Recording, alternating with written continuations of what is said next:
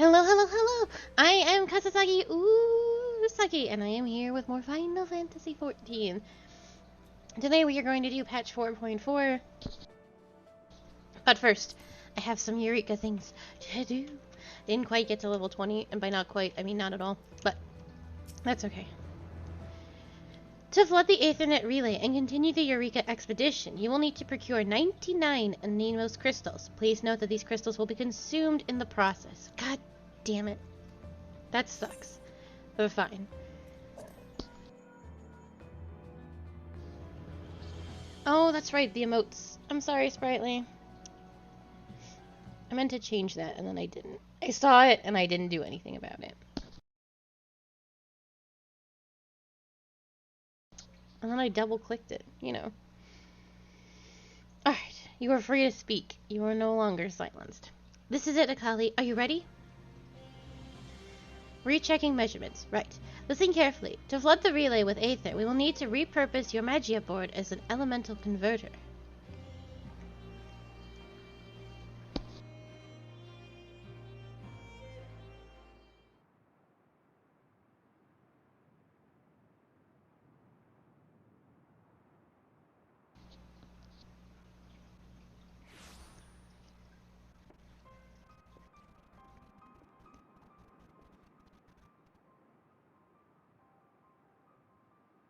Seekest thou power? Power to smite thine enemies, to cast down the wicked, and raise up the righteous.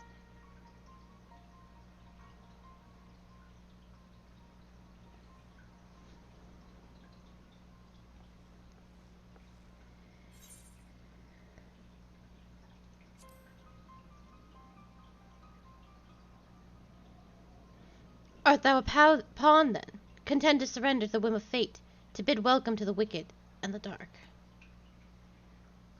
And within, a light burning, radiant, resplendent. Lo, inside of she walketh, and in light she abateth. Thus will I remember thee.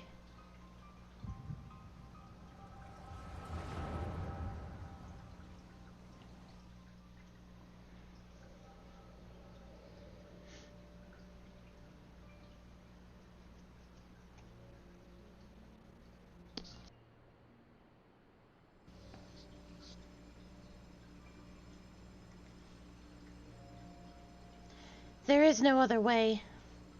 Aye, even if we fought the damn thing to our dying breath it'd endure. It's as though it has a bottomless wellspring of Aether to draw upon. Until such time as a permanent solution is found, it shall be sealed away. If any among you yet harbor doubts, speak them now. You'll hear none from me. Let's do it and be done with it.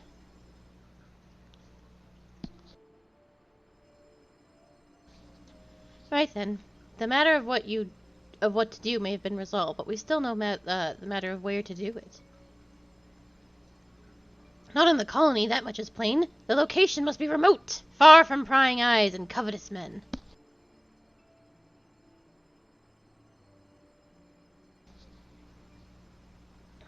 Well, Golf, this was your idea. Got any suggestions? As a matter of fact, I do. An island not far from the motherland, deserted, dangerous, the perfect place to build a prison.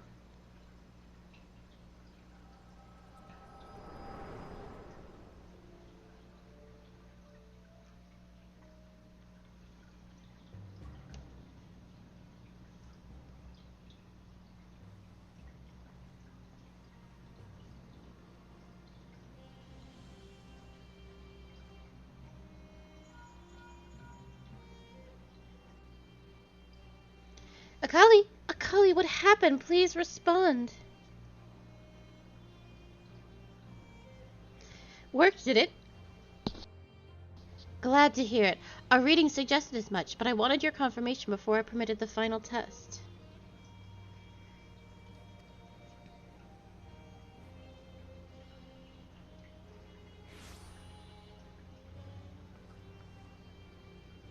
Well, I appear to have arrived with all my bits intact. I believe that constitutes a success. Very good.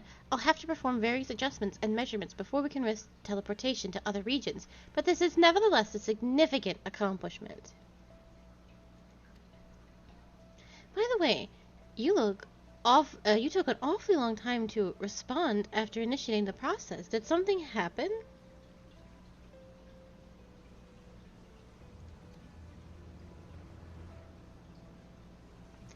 Gulluf?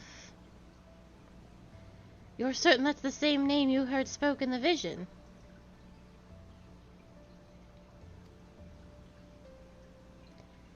From 4 men, one of them a Lupin, and this masked man you met. If they were grandfathers, then that would make him...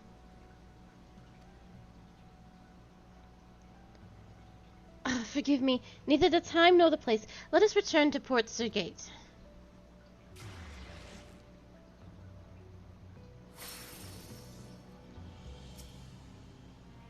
Though the Aethernet relay appears to be fully operational at a glance, you recall Kryle saying that it would require further adjustments before travel to other regions is possible.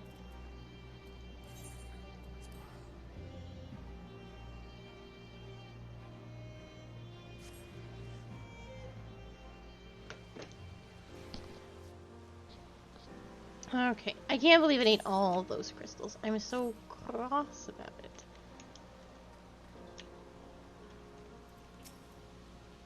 Hi.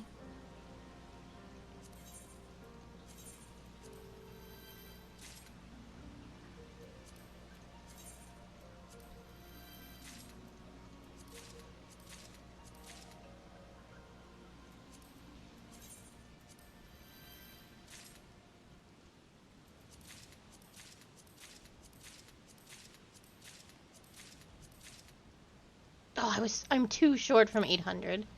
The humanity.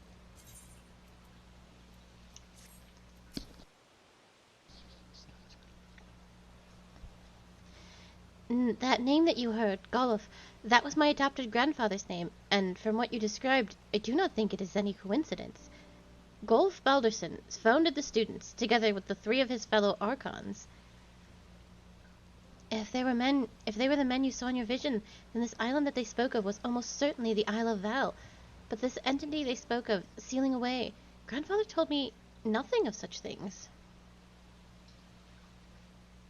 That is a lot of meat and potato pies, but it sounds delicious. I should have very much liked to ask him, but he was one of the many missing, presumed dead when we believed the island destroyed.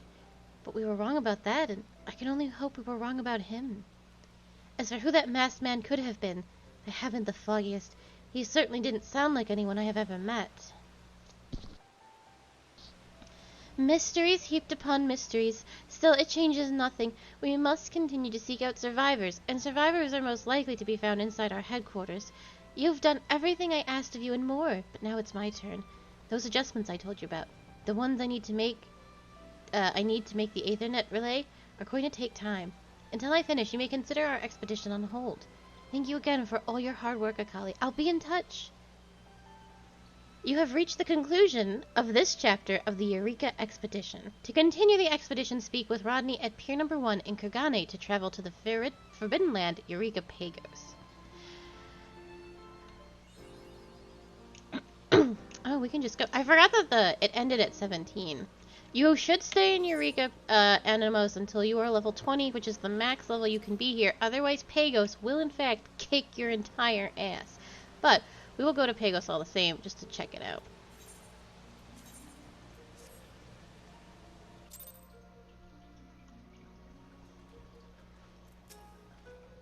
Good news, adventurer! While you were away, Mistress Kryle completed her work on the Aethernet relay, allowing us to access another region of the island. I'm told it's quite different from Animos, far, far colder on account of a preponderance of aspected aether. Accordingly, the team dubbed it Pagos.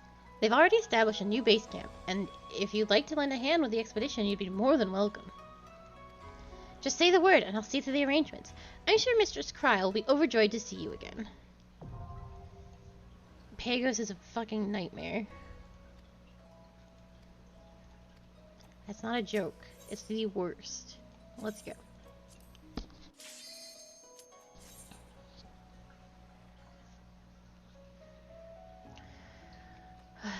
Pagos.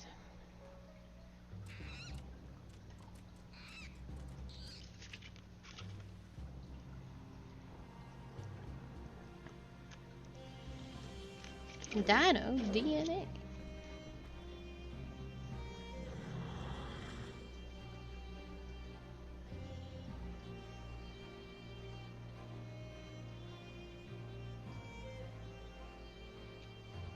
I will say Pagos is very pretty.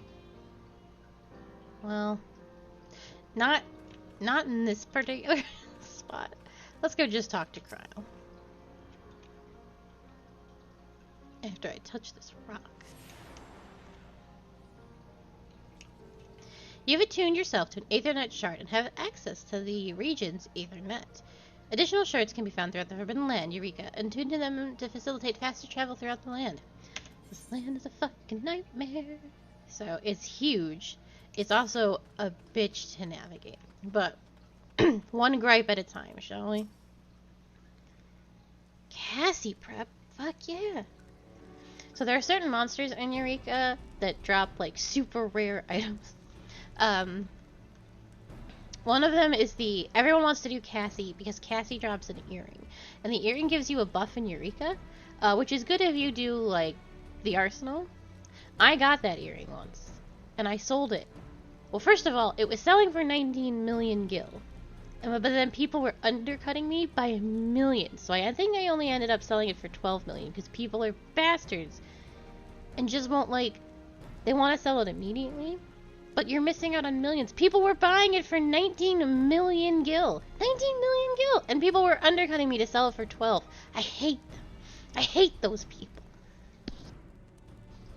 Good to have you with us, Akali. Now that you're here, we can commence our expedition in earnest. Then let's get to it, then, shall we?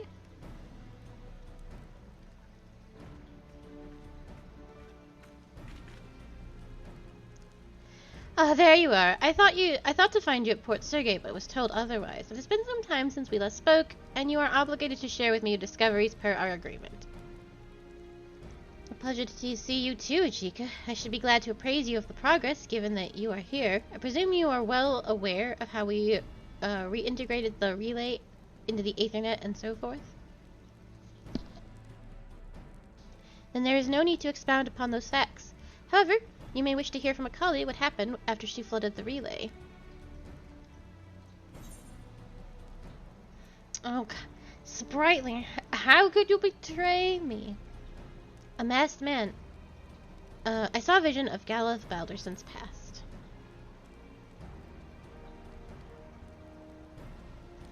Gulf, are you certain? But of course you are. This is your power, this echo. You must know all too well when you have walked into the memories of others. What else happened? Tell me more.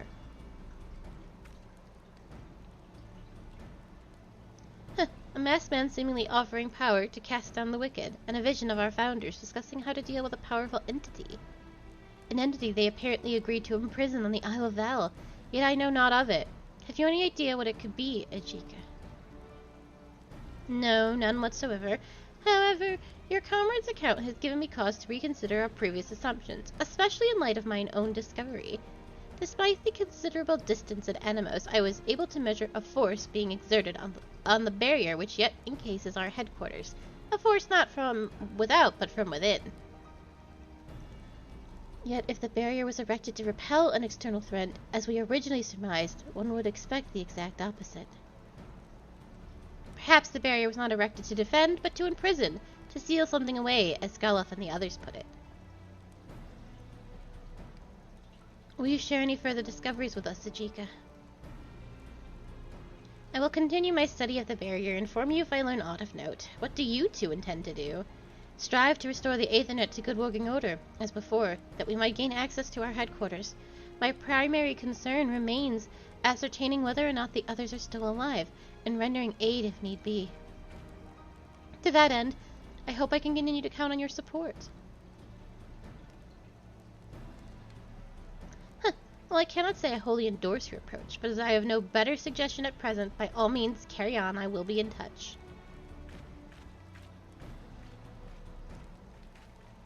I swear, even if I were on my deathbed, I doubt he'd have a kind word to spare. Some folks just don't have it in them to be nice. Where were we? Alright. We have yet to detect any anomalies that would suggest the presence of a Magicite, as before. We have only just begun to survey the region, though, and I should be very surprised if I do not have news for you soon. In the meantime, why not see Pagos for yourself? So 21 is the level we need to strive for. I don't want to look at Pagos. It's a horrible place, but let's go. How do we leave? So there's only one exit out of Pagos. And I think the... Did Cassie actually pop? No. And it's like, I think you are immediately assaulted with level 20 enemies. Yes. It's also dark as hell in here. I will be careful. I will tread so carefully. So carefully. It's so dark.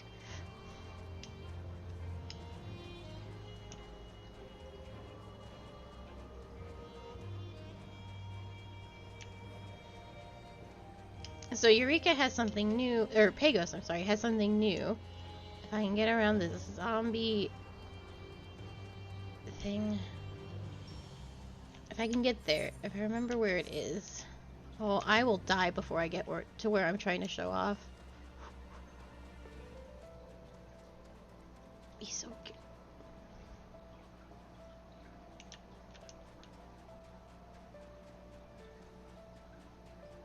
Oh, it's so dangerous.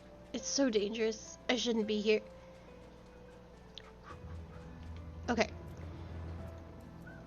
So there's these frozen... I'm so scared a scorpion's gonna turn around and give me the what for. There's these frozen void dragons that are clearly sleeping. The only way to pass them is you have to RP walk around them. If you run, they will find you and they will one-shot you. They'll definitely one-shot me. If you're on a mount, you can pretty much outrun them now because they changed mount speeds. So mount speed before was barely faster than running. And also you could only mount after you had max leveled in these zones. Or finished like the main story. So at this point it would be 30.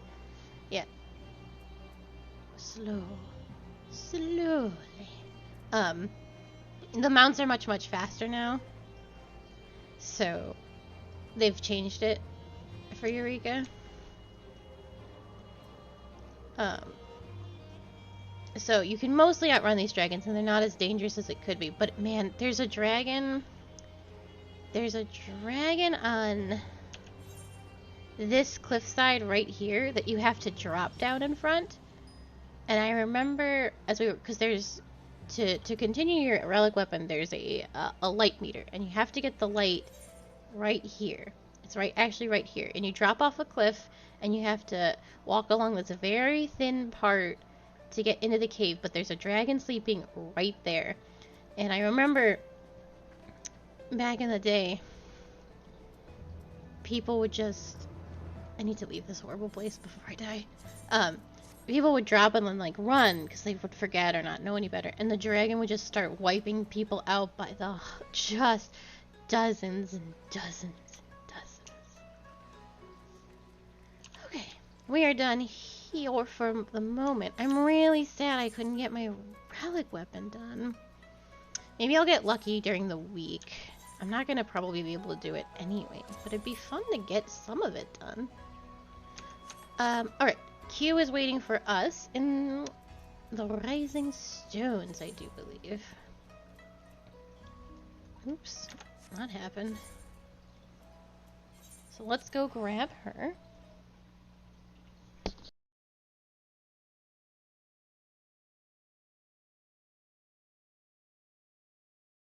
Hello, hello, Q.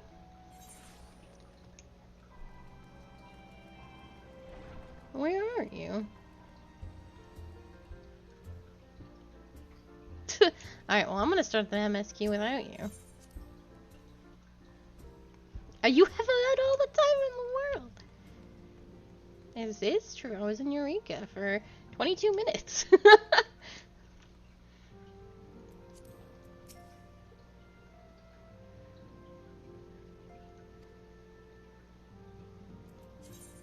Oh, I forgot to open all my treasure coffers. Who knows what garbage could be inside?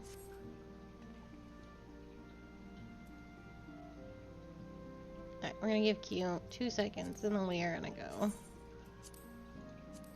Do you remember what happened last time on Dragon Ball Z? Alphino went to Garlemald. And that's pretty much it. Let's go. With thoughts of Alphino's plight weighing heavy on her mind, Alisaie might welcome some company. It has been an eventful few days, hasn't it? But I suppose all we can do now is wait for word from Alphino. I don't recall the last time I had nothing pressing to be getting on with. We should probably make the most of it. Shall I put on some tea? Tea would be lovely. You may regale me with a tale of your adventures in the Far East, and of your encounter with this new primal, especially. I'll put the kettle on, then. That table looks free if you'd like to take a seat. Oh shit, we're gonna have tea with the girls! Upon sitting at this table, several cutscenes will play in sequence. It is recommended that you set aside sufficient time to view these scenes in their entirety. I'm setting aside the time. Let's go.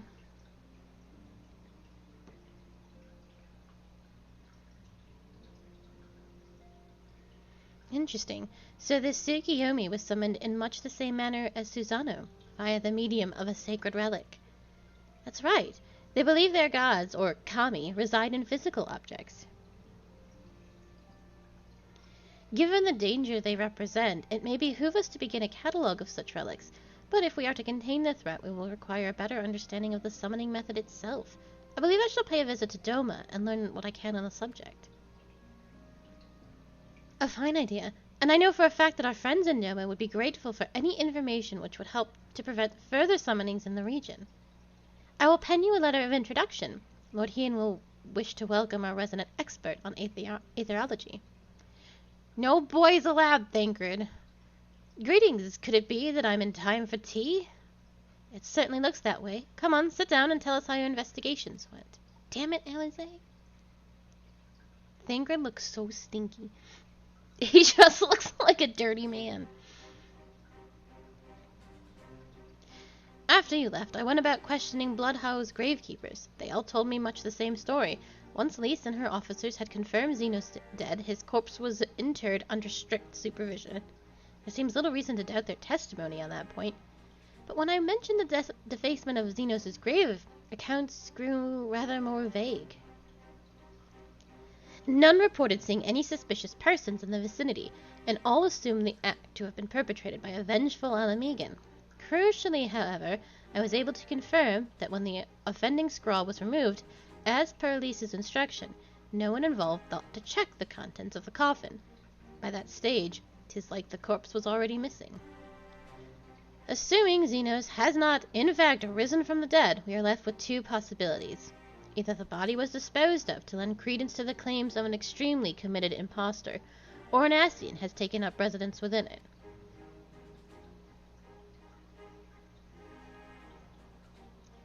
If Asci was as fervent a devotee as you believe, he would not have been fooled by impersonation, however committed. We must assume that we are dealing with an Ascian, and proceed accordingly. Agreed. The question is how much more such monsters are, Agreed. The question is how many more such monsters are waiting for Alphino and Garlemald. Their presence was his chief reason for going. He understood the risks. I only hope he did not underestimate the extent of the infestation.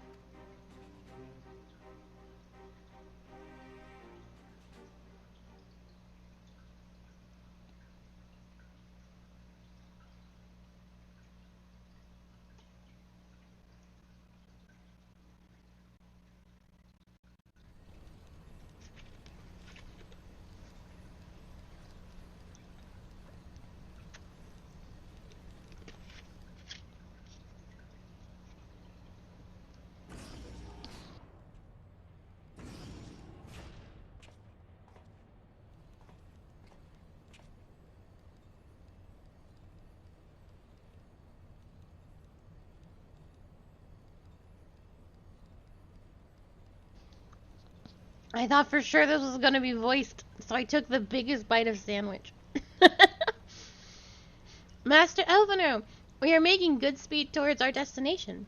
Is aught amiss? Nay, 'tis just I can see naught from my cabin, and was curious to know the land over which we flew. I'm afraid our military craft are built with little thought for such niceties. I'm happy to indulge your curiosity, however. We are presently passing over the burn on the western edge of Othard. Even with the benefit of a porthole, your gaze would have been greeted with naught but malms upon malms of lifeless earth. I have read something of the burn. It was described as a desolate wasteland, blood dry of every last drop of aether. Aye, it is believed that a succession of icon summonings were responsible. When Emperor Solus first came to Othard and beheld this blight, he is said to have reeled at the scale of the devastation. He declared icons a threat to our very star's existence, and issued an emperor-wide decree ordering the eradication of all such entities.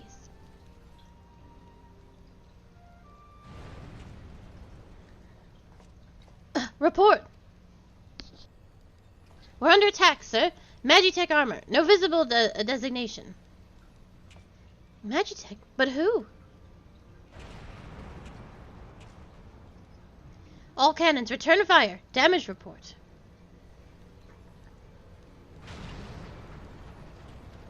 The main reactor's been hit. Helm unresponsive. We're going down, sir. Damn it, they knew exactly where to hit us. All hands, brace for impact.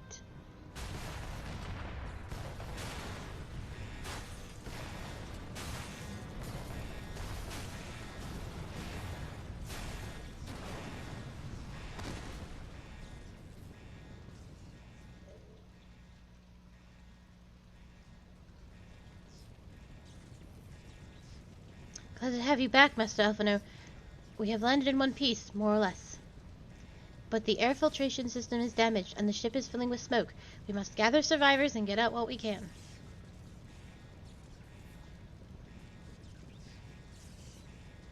Aye, aye.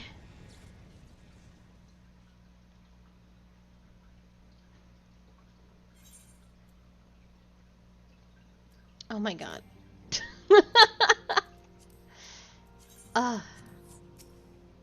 Yes, cutscenes. You couldn't also tell me to get out of a party?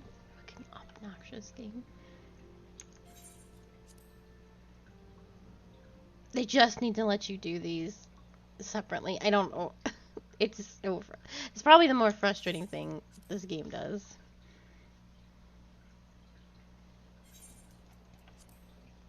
Yeah, you gotta skip too.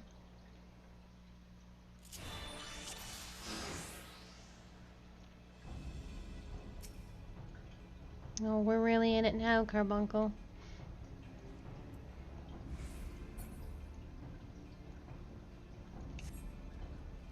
Oh, look at how he walks. Elysian do walk awful.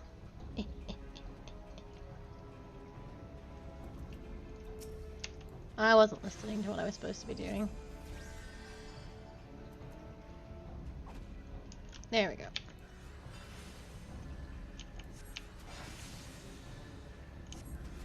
Do you want to help, Carbuncle, or are you just gonna watch?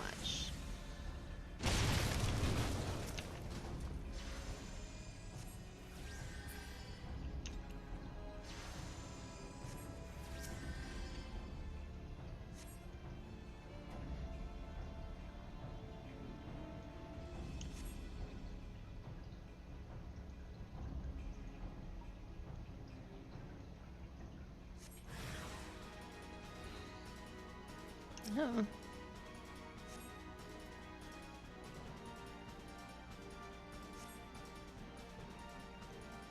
We're being attacked by Garleans. What does this do? Deals unexpected damage with a potency of 30 to all enemies. There we go.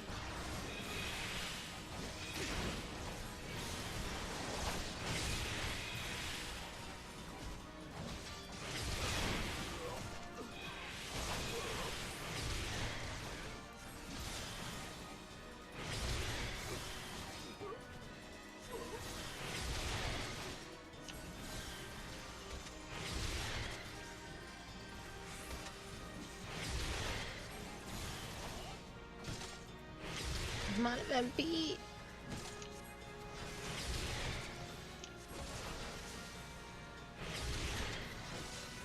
Alphino, where's your lucid dreaming?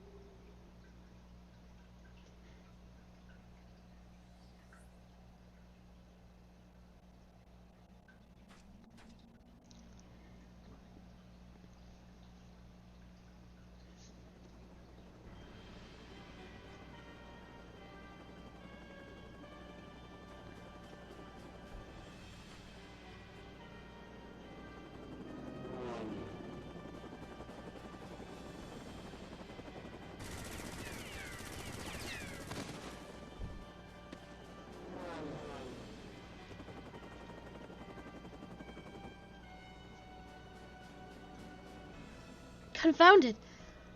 Not here. Not like this.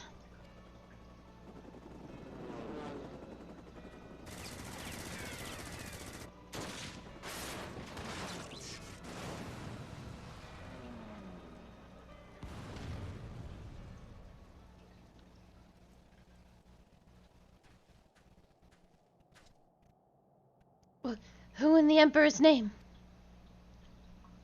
Enemies of our enemies. Introductions can wait. You are calm in a crisis, Master Alphino. Let us finish this then.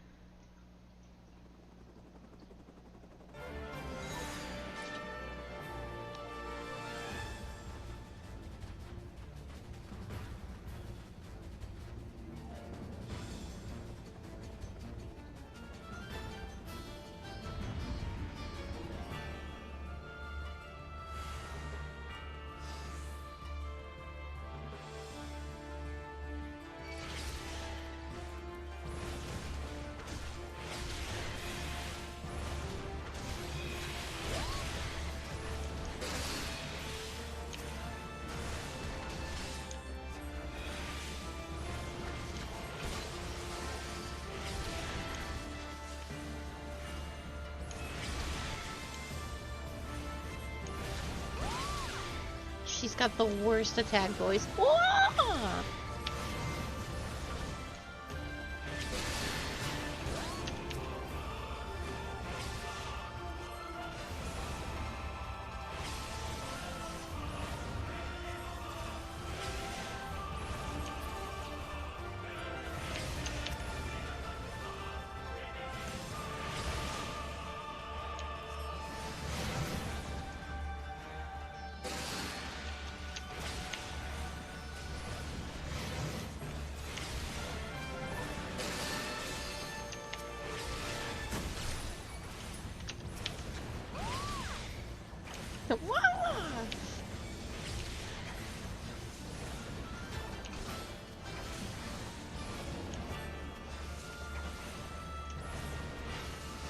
Oh, I bet I know what I'm supposed to be doing here.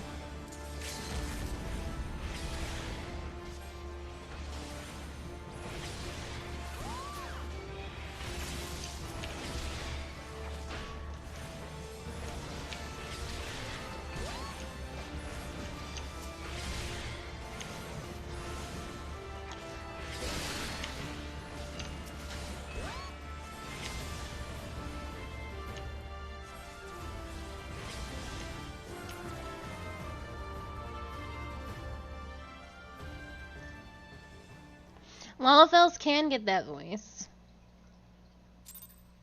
Cat girls, Lalafels, and your girls?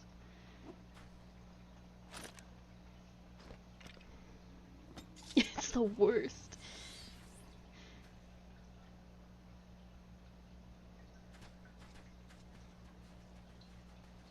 My thanks. Your intervention proved most timely.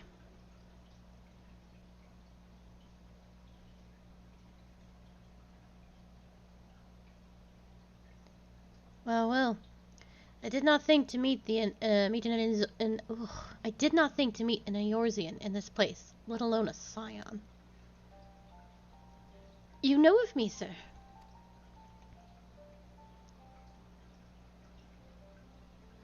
I have some small history with your order.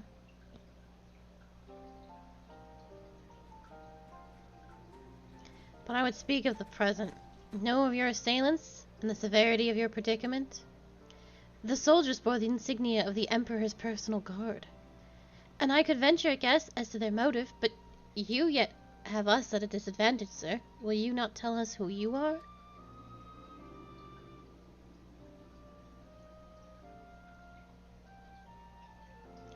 Our names are not yours for the asking, and as for our purpose, let this be your answer.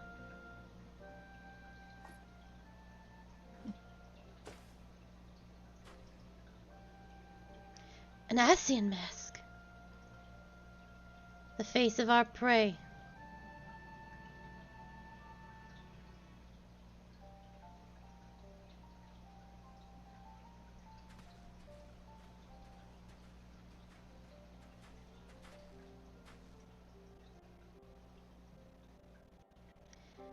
We must away before more arrive. Come with us or stay, but make your choice now.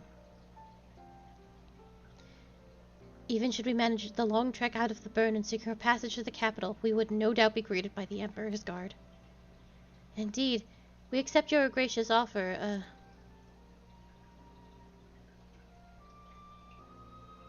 Shadowhunter will suffice for the present.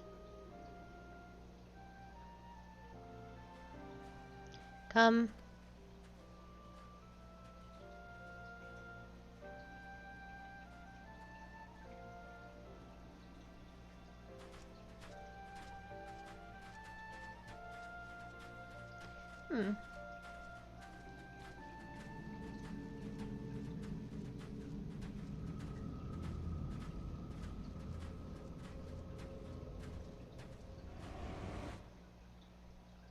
Do you know who that is, Miss Q? Okay, but do you know who that actually is? Okay.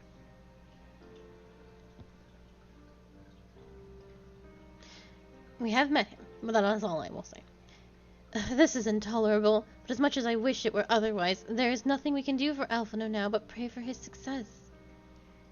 Well, that's not entirely true. While your brother journeys to Garlemald from the east, I could make my way from there from Alamigo and find out what there is to be learned in the Emperor's western provinces. Then I'm coming with you. I can't very well sit here sipping tea if there's action to be taken. Forgive me, LSA, but the provinces are hostile territory, and stealth is all important. It is safer that I go alone. I can sneak well enough when the situation demands it. Don't patronize me. We should leave this to Thangred. Not you too. I understand your frustration, Elise, but Akali has the right of it. We must defer to Thangred's expertise in this matter. Fine. Just promise you'll be careful.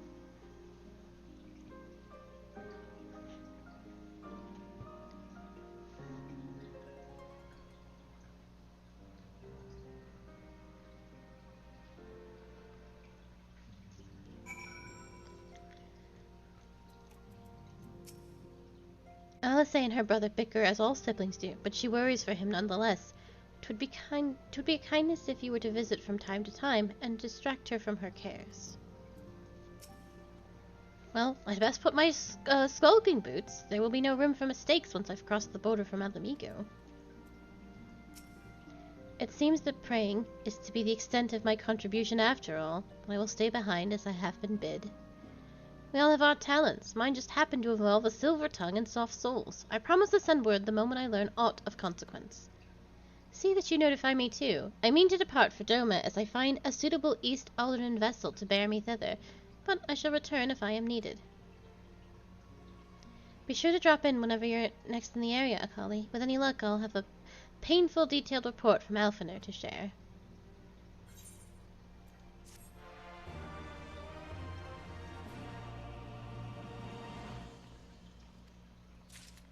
I have learned ponder.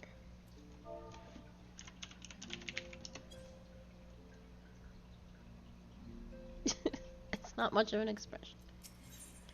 Alice is impatiently fussing with her link pearl.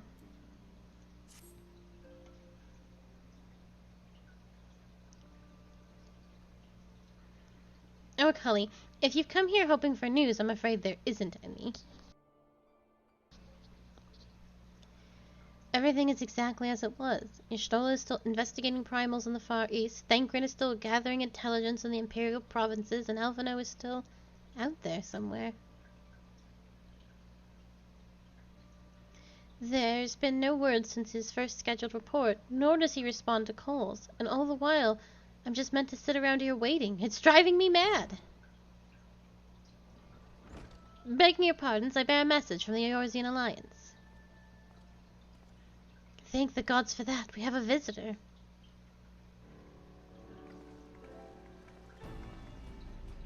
Welcome to the Rising Stones. If you have a message, I should be most eager to hear it. My lady, the Alliance leadership will soon convene to discuss the matter of Ascian interference, and they humbly request the presence of the Scions of the Seventh Dawn. Having assessed intelligence provided by the Alamegan Resistance concerning the whereabouts of Xenos remains, they too suspect Ascian involvement, and wish to deliberate a suitable course of action. As the foremost authorities on our foe, your Orders Council would be most welcome. Of course, we should be glad to assist in whatever way we can. With almost everyone else afield, I'd say this one falls to us, by which I mean I'm not going on my own. You'll come with me, I trust. Of course I will.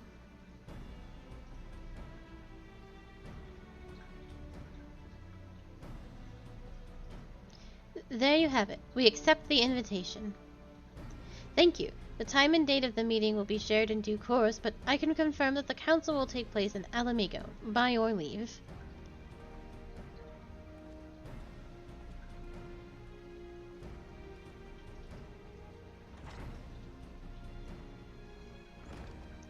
I somehow doubt we'll have anything useful to offer, but standing mutely at a meeting would still be better than the nothing I've been doing as of late.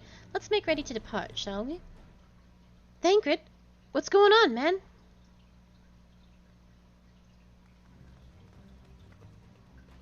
Alright, just be careful on the road back, you hear? Did I hear right, Rio? Is Thancred coming back? Aye, that he is. Says he's acquired some important intelligence. Being in Garlean territory, though, he couldn't risk sharing the particulars in case the Imperials were listening in, so he said he'd head back as quick as he could, and to make sure someone was waiting for him in the Alamegan quarter. Understood. Akali and I will go.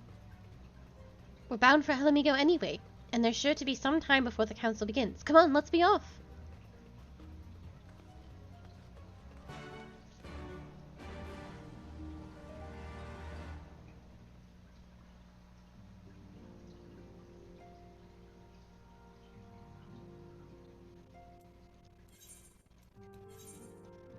Alamigan quarter.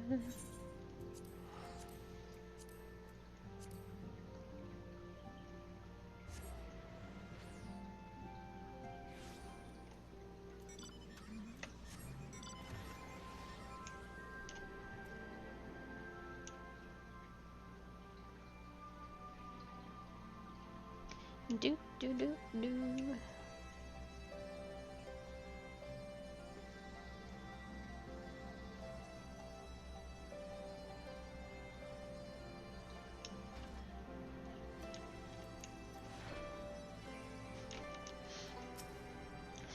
You two are a sight for sore eyes. Now all I need is water for my parched throat. Fetch me a cup, will you? Trapping through Imperial territory is thirsty work.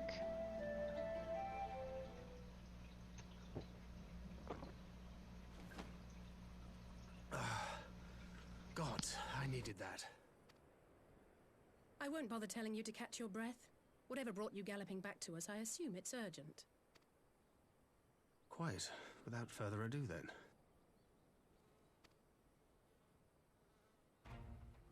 After the successful uprisings in Doma and Alamigo, rebels in several other provinces were inspired to follow suit. Unfortunately, they did not fare quite so well. The Dalmascans paid the heaviest price. For their defiance, the Emperor made a show of razing their capital to the ground, prompting many of their neighbors to abandon thoughts of resistance.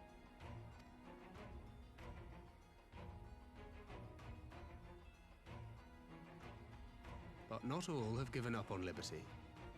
Heartened by the news of Doma's prisoner exchange, some still believe that the Empire may one day be amenable to negotiation. We have the shinobi to thank for spreading the good word. They have worked tirelessly to keep the subjugated informed, and a little knowledge can go a long way. There is at least a spark of hope, then. A spark in want of kindling, yes. The Alliance has already begun supplying materiel to resistance movements abroad, many of whom would otherwise struggle to continue the fight. The support effort has been led by the Sultana and the Elder Seedseer, who have both seen enough Alamegan refugees to know the consequences of oppression. And for their troubles, they have quickly earned a reputation as folk heroes in certain corners of the Empire. That is all for the provinces. As for the Garlean motherland itself, our friends the Populares have suffered something of a setback, I regret to say. Talk is rife that Doma has summoned a primal, and the Empire's more liberal voices are being drowned out in the fearful clamor for retribution. And who do they think orchestrated this summoning? Oh, any but those truly responsible. Xenos has seen to that. Speaking of whom, the Crown Prince is recovering remarkably well. Well enough, in fact, to enable him to personally tour the provinces, putting the fear of the Emperor into the hearts of any would-be dissidents. He walks in plain sight, and none suspect him. Then it's as we feared. Yes. An Ascian wears his skin.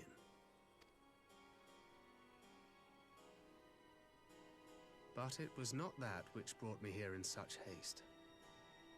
During my time in the provinces, I learned many things. Yet at no point did I hear any report of a Doman emissary in the capital. But Alphonse should have arrived by now. Could they be holding in there in secret? The possibility did cross my mind, but I have reason to believe he never reached his destination. As you know, Scions assigned to covert operations, such as Riol and myself, are issued special link pearls for communication in the event of an emergency. I mention this because it was originally Alphino's task to coordinate the response at headquarters, meaning he has one. And whose voice should I hear when mine recently crackled to life? You spoke with Alphino? Spoke with? No. I but heard his voice, and none too clearly at that. 2 words were all I could make out. The burn. The wasteland on the edge of Otherd. Something must have happened to them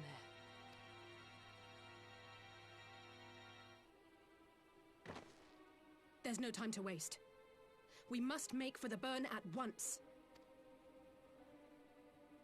I had a feeling you might say that. And? I can't very well sit around here drinking tea if Alphino's in trouble.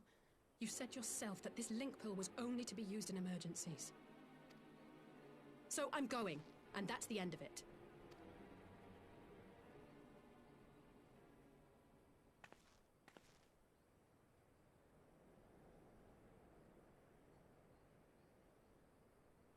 Oh, far be it from me to change your minds.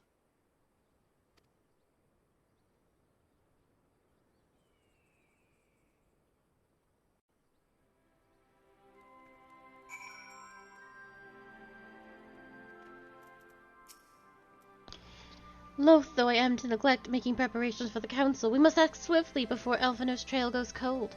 I propose we first pay Ian a visit. He's sure to want to hear about these developments, and he may well be able to advise us how best to reach the burn. A sound plan. And Y'shtola's in Doma, is she not? I dare say she'd join you in the search if you asked her nicely. While you see to all that, I shall go and report my findings to the Alliance. You may leave any preparations for the council to me. Thank you, Thancred. Right, to Doma then. We have much and more to share with Y'shtola. Hey. Did you see the new outfit my chicken has? Bonnie.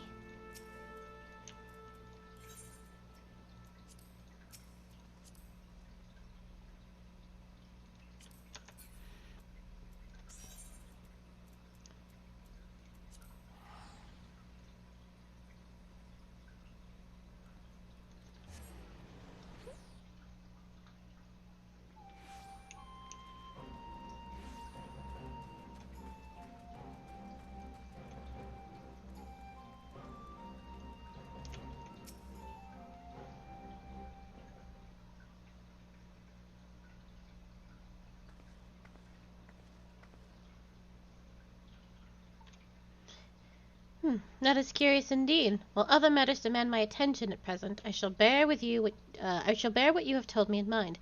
Should you notice any change, do not hesitate to seek me out. Thank you, my lady. You are most kind.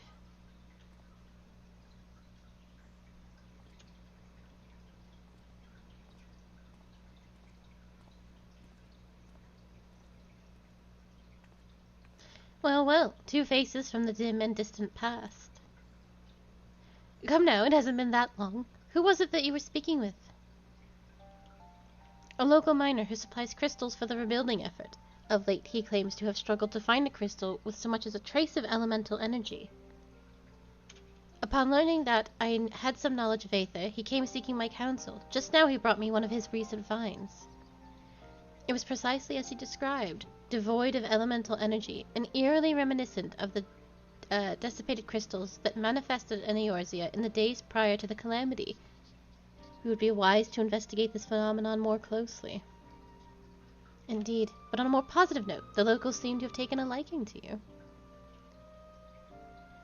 More an interest in than a liking to, I think. The sight of Mikote with a peculiar contraption upon her head has a certain novelty value in these parts.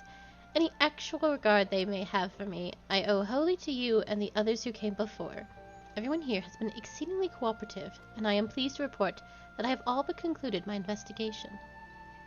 Simply put, by focusing one's will upon an aether-infused object of worship, it is possible to conduct a summoning. So the fact that there are objects of worship is the key. They are themselves suffused with the requisite belief? Correct. Such sacred relics as the Kojin collect obviate the need for religious fervor in the summoner, Yatsuyu being the most obvious example. She had but to associate the artifact given to her by Ashi with the divine, and it served to amplify her desires and give them form. A form nourished through the power of crystals, also provided by her brother, and thus was Tsukiyomi brought into being. Which brings me to the question of preventative measures, to which I have yet to find a satisfactory answer. At present, I know of naught that will avail us, save to keep watch over the movement of relics and crystals, as if we did not have enough to keep watch of already.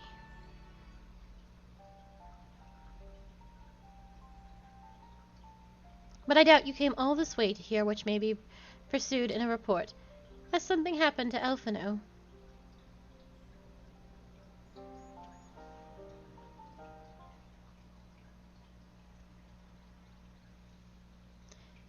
I shall join you in the search, of course. Thank you, Y'shtola. I should be glad of your help, truly. Now, if there's nothing else, I shall go on ahead and request an audience with Lord Ian.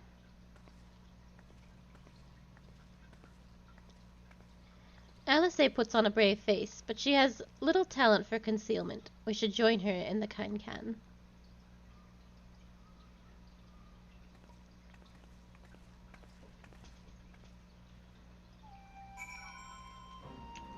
I think the issue is that crystals are used for all manner of things, and putting a restriction on them would impede daily life. That is what I have come to understand. Because, like, maybe it's in a side quest somewhere, and maybe I just don't remember, but, like, there's constantly crystal movement, and crystals are constantly being mined, and I think they are used for, like, just for basically everything. Like, cooking, even in, like, your crafting and stuff, you use crystals for everything. for carpentry, for goldsmith, for alchemy, for cooking. It's all, and even weaving. They're all used for day-to-day necessities. And to put a restriction on it would be to restrict commerce in a way that I don't think the monetarists especially would like. Capitalism. I should not have allowed Master Alphino to leave without an escort, but it avails us not to dwell on the past. We must focus on what can be done for now. My report can wait. Finding Alphino must take priority. There you are. I apprised Ian of the situation. Greetings, my friend. Alize has explained all to me. Needless to say, you shall have our full cooperation in the search, even if Alphino's trail does lead to the burn, of all places. You are gonna want the, log man.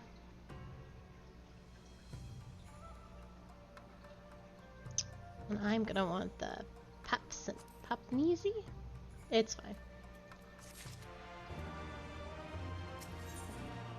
Ian is mulling over the details of Alphino's link pearl call.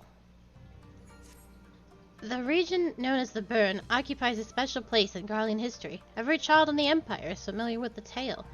In the distant past, it was a verdant land teeming with life, but successive summonings saw it bled dry of aether and reduced to a desert.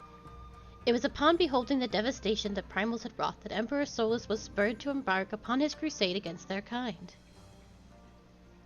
The Burn offers a glimpse of the future we seek to prevent. Know you of any reason why Alphino might have gone there? I'm mischance. Though it lies on the road to Garlemald, it is no place to make a stop. My guess is they encountered some manner of trouble there. In any event, I am of the same mind as Alize. We have no choice but to take our search to the Burn. Given the considerable distances involved, 'tis best we went by bird. Akali and I have our yoles. Yuguri, will you ready the falcons for the others? I shall gather our swiftest birds. Near the House of the Fierce there is an overlook. Pray join us there once you have seen to your preparations.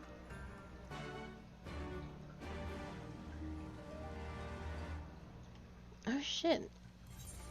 I thought the... I might be misremembering things.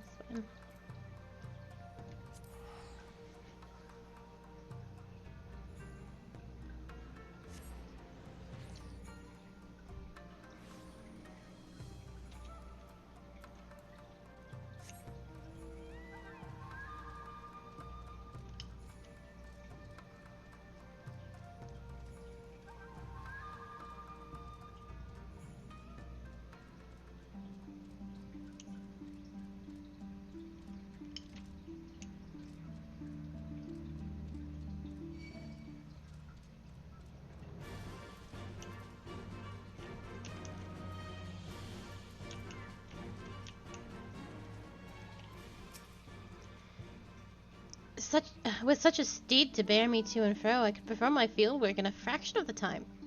Hap I shall try my hand at this Bardom's medal. We're coming for you, Alphino. Having named him an emissary of Doma, Lord Hien considers himself personally responsible for Master Alphino's safety. Naught I could say would sway him from joining the search. If everyone is here and possessed of a bird, let us be away. Remember, our destination is a barren wasteland. There is no civilization to speak of for 100 malms in all directions. Take care you do not lose your way. Oh shit. I actually thought this was like the last dungeon of, but I am incorrect. I am horrific at this dungeon every time I've done it. Where are you, by the by?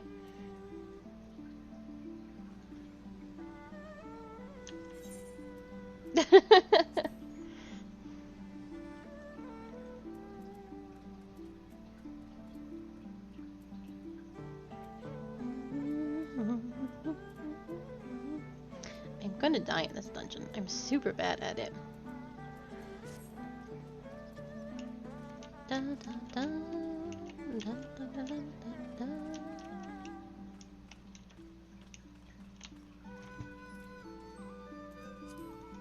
guess that makes sense.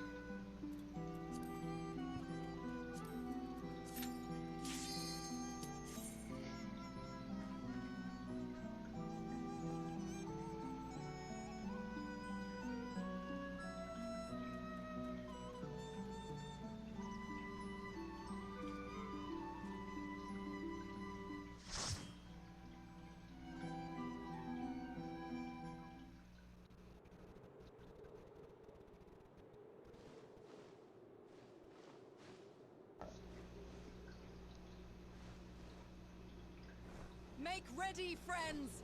We are come to the burn!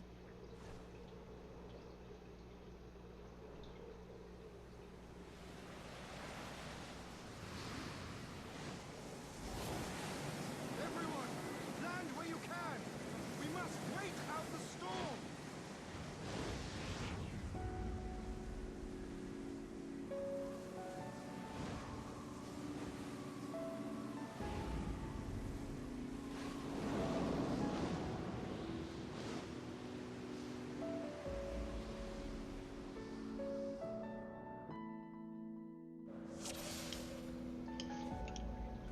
Tanky stance?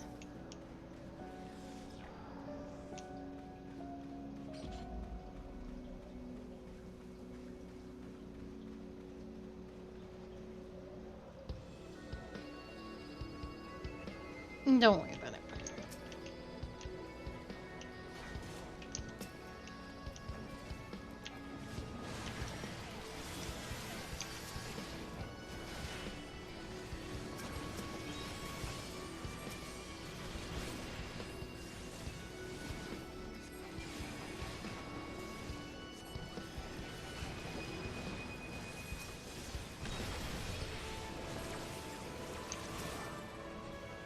Oh, the burn music is very good though.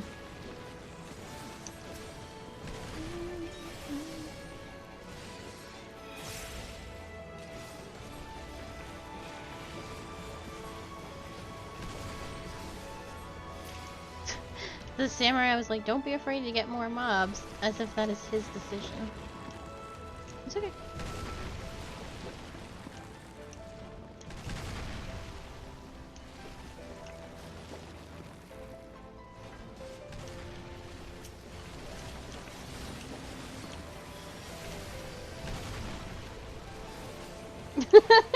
Yeah, the DP was like, go ahead and pull more. That's really not your call. I'm not gonna start shit. You pull with whatever you're comfortable with.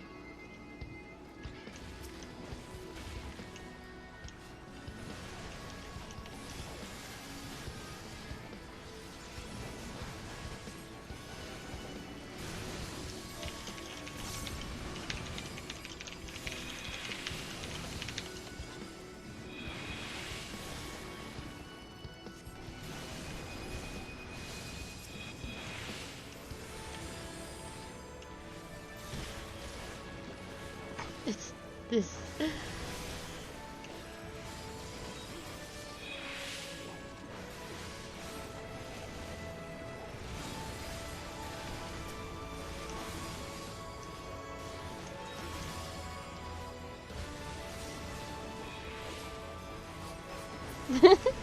You don't even worry about it. I already said let them, just let the tank pull what they want to pull.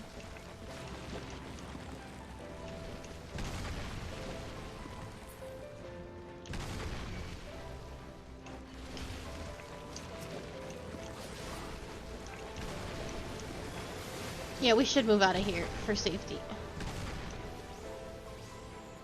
And you can grab those guys for convenience sake, because they'll get pulled anyway like that.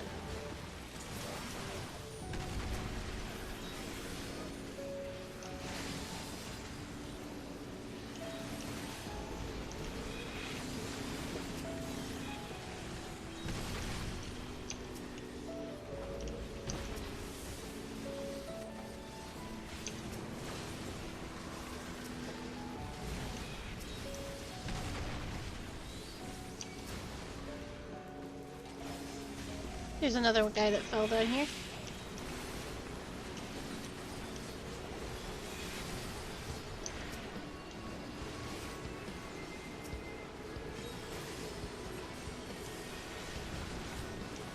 Yeah, that's another thing. It's our first time here. The dungeons are all really pretty and stuff, so let us just like go slowly.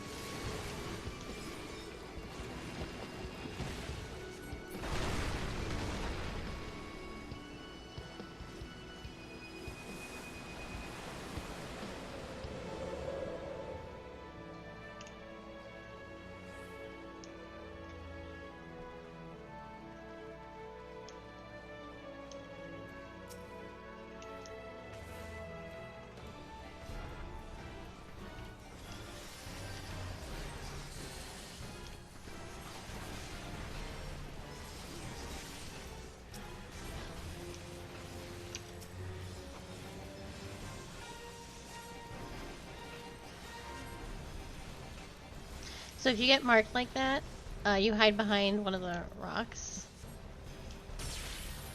And you don't get hurt. But then the rock does blow up, so you gotta be mindful.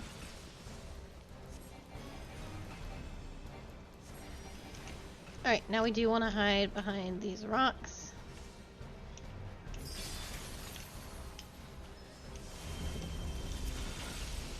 Oh shit, I'm not gonna make it. That's bullshit, actually.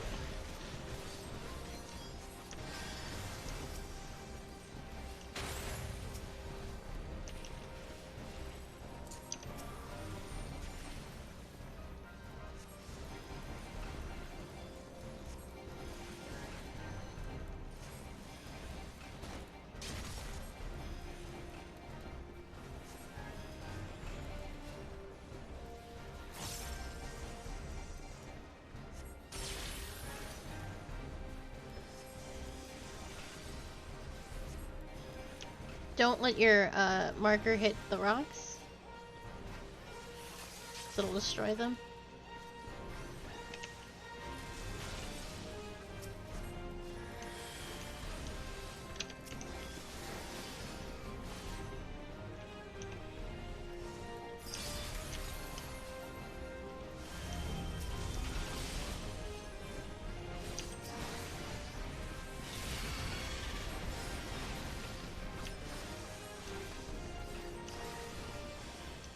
It's okay.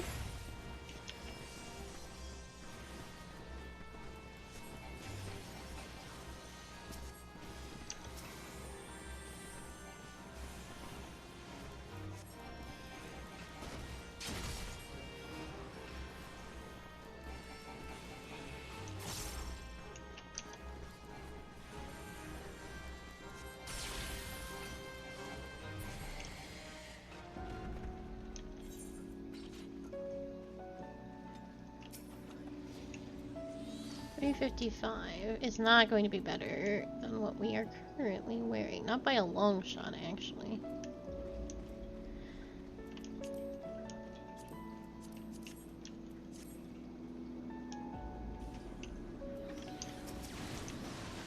Yeah, it does look very... Oh yeah, this is absolutely elegant.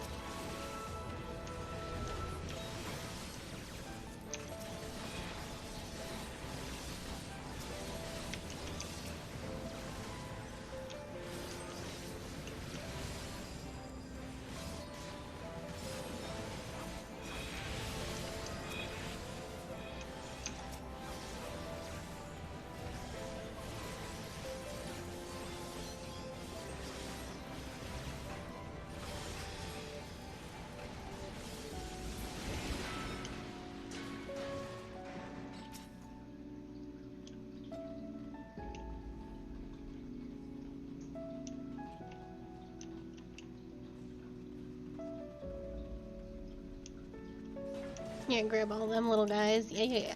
There's gonna be more coming. So just make sure to... And then they've got a big boy here. Ooh.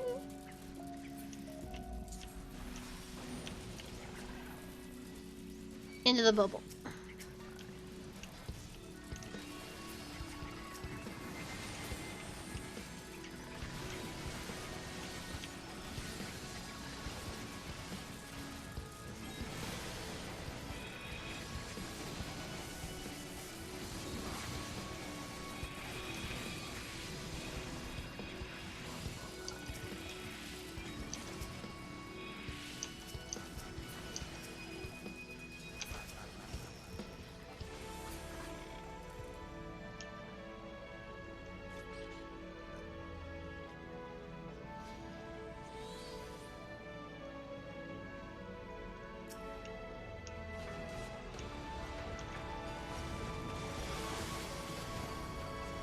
Also, big pulls, not just depend on how you manage your cooldowns and stuff, and how good the healer is at, like, managing their spells.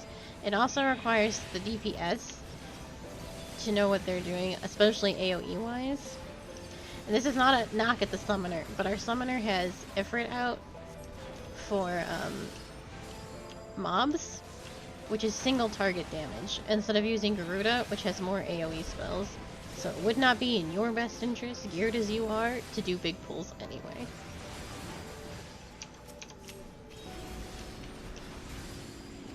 It's, sometimes they are summoning Bahamut, but they are mostly summoning their little one. That's, you can have a regen of shame. That is Ifrit. Ifrit does single target damage. It's Garuda for...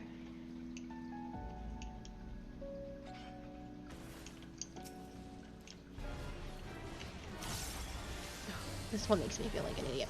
It's Garuda for mobs, Titan for PvE, and Ifrit for bosses.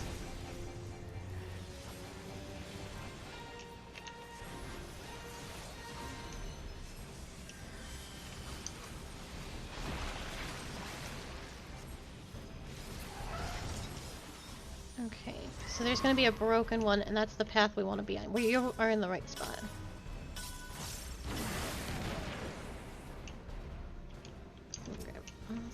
Edges are dangerous, or at least those two edges, so be mindful.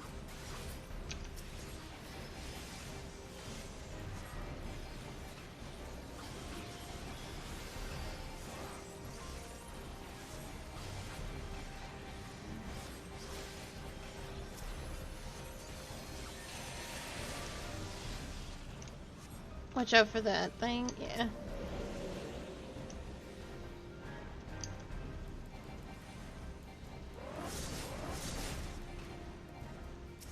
Yeah, the problem is I think people don't know, and the game doesn't do a great job of telling you how to play your classes, especially because there's really only one right way to play your classes. I think, which is, I hope something they adjust eventually. I just don't think people know sometimes. Back when Titan could pull aggro, I would have to, like, I'd be like, please, you have to switch your carbuncle because you were pulling aggro from the tank. That was back when tank aggro was a lot harder to manage. I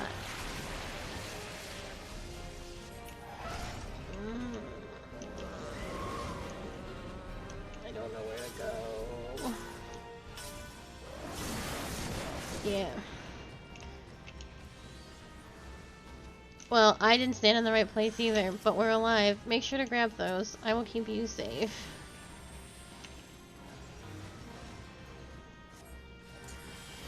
Summoner has a res, so I will raise them.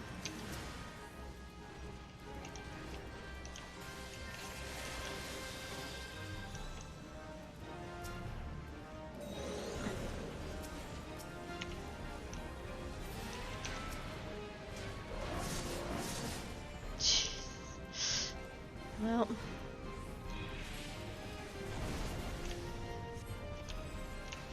you just hang in there.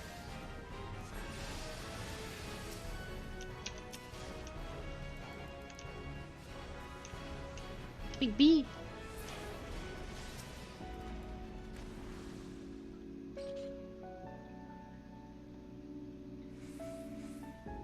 She, once the fight ended, she, just went back to the beginning to avoid weakness, which is, the right thing to do. Don't need earrings.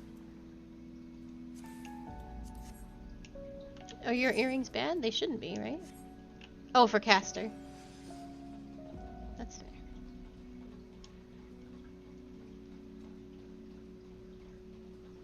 Good job in there, Miss Q. Hell yeah.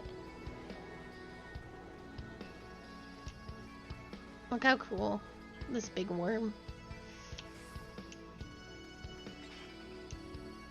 The worm. What worm are you talking about?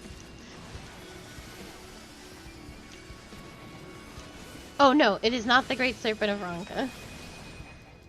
If you want to, you will have to do side quests in Shadowbringers. I'm taking damage. You will have to do side quests in Shadowbringers to meet the Great Serpent of Ronka. He's not actually something that comes up in MSQ, I don't think. I don't think so.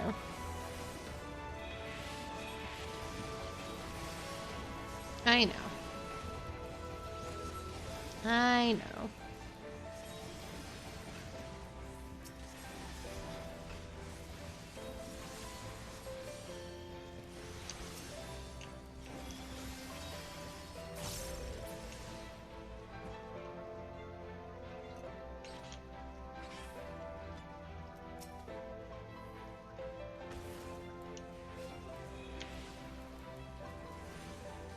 Little baby worms.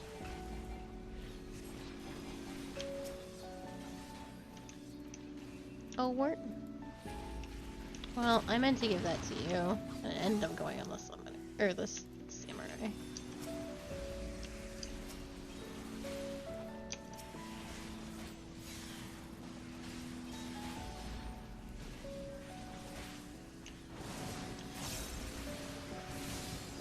You're blind.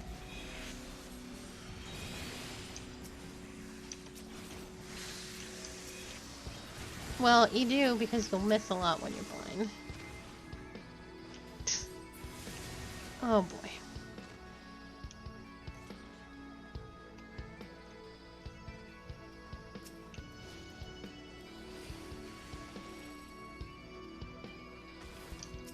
Mm-hmm.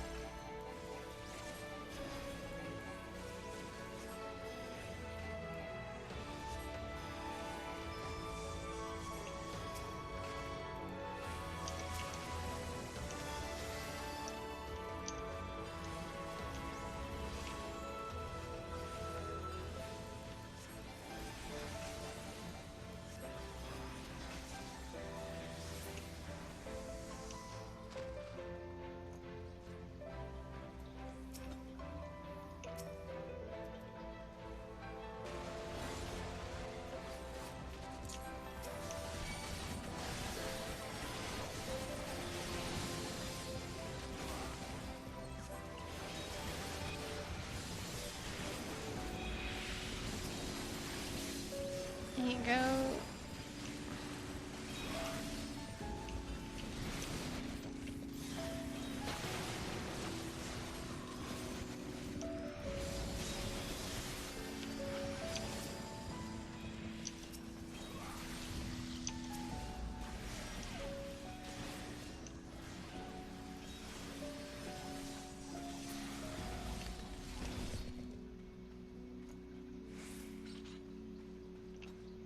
Open the chest, you asshole.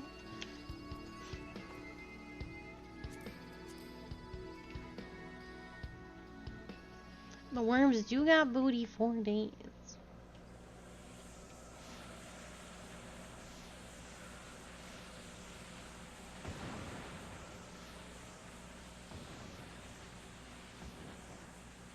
Yeah, it's neat.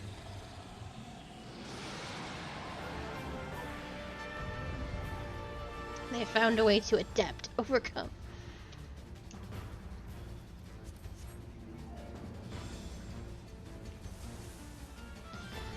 Alright, I'm gonna die to this boss. Let's go.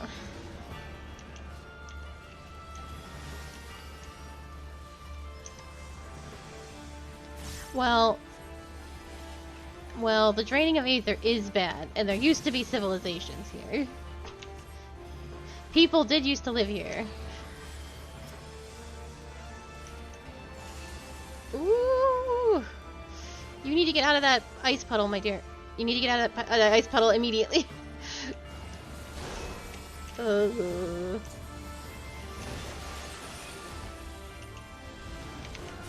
need to get away from... What? You need to break me out? Break me out? What did I get? I must have got hit by... Thank you much. What the fuck?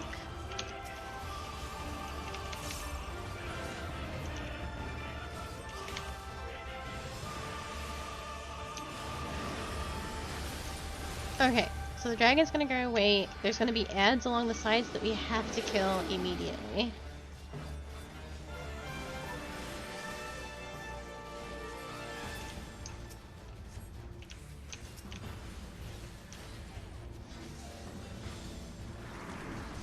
Break people out of the ice?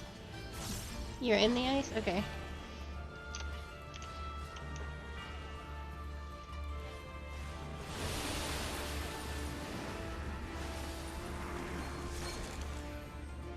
I think we die.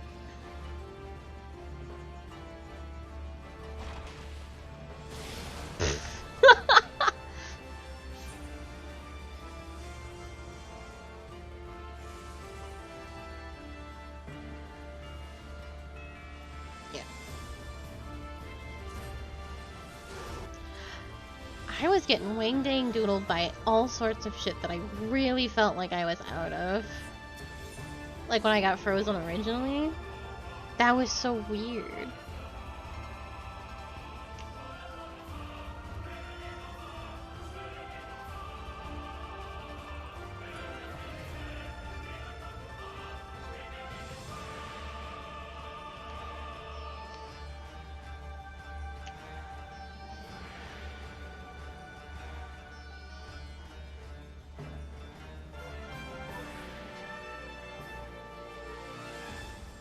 This fight is really hard.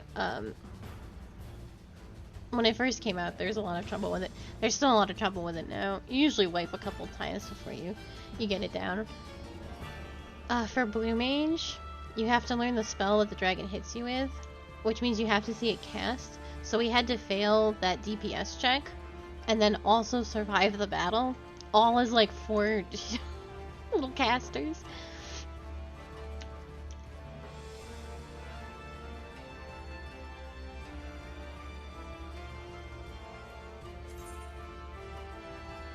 I'm gonna eat food for this, I think, to help the situation at hand. I don't usually do it because it gives an XP buff, but I believe the situation is dire.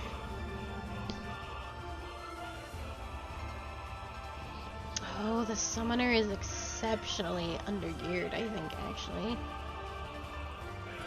39 HP. 39k HP. Yes.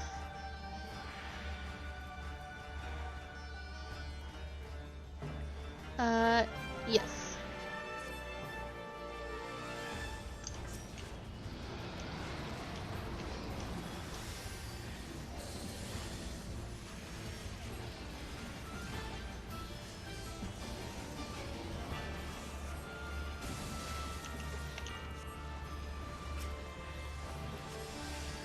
Okay, remember, you're gonna drop that, and then you need to move, because you leave a puddle. There you go. Nice job.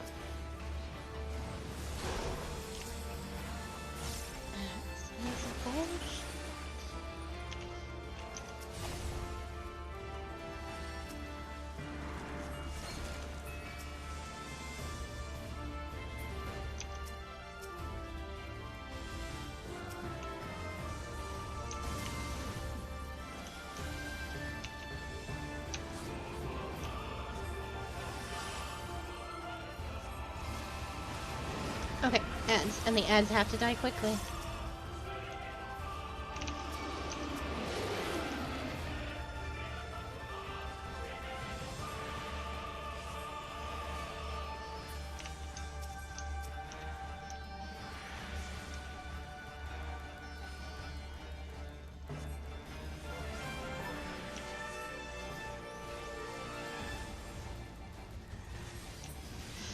Oh, stand on the very, very edge of the ring.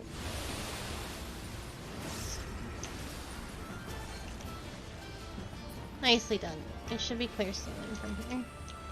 Unless we see that mechanic again. Alright, you're gonna need to move out of that once it drops.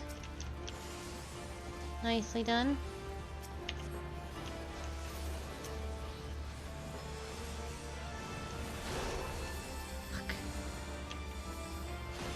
These, make like... Ooh, I'm good.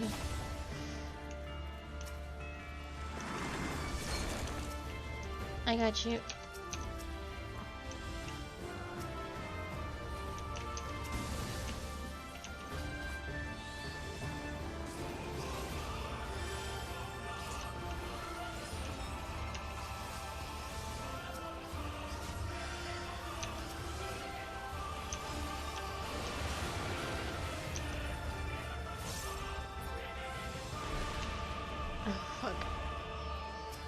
Part sucks.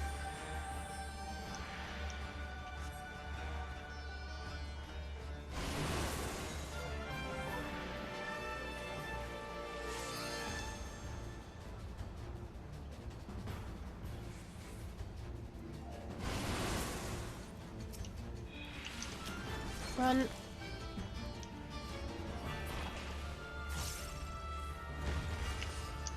Nicely done.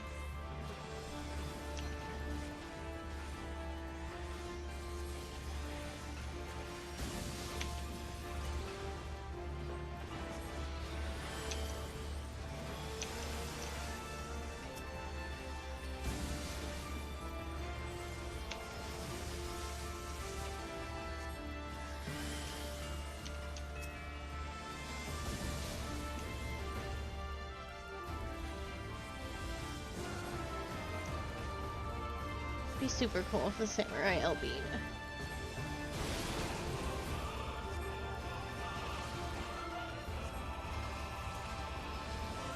Good job.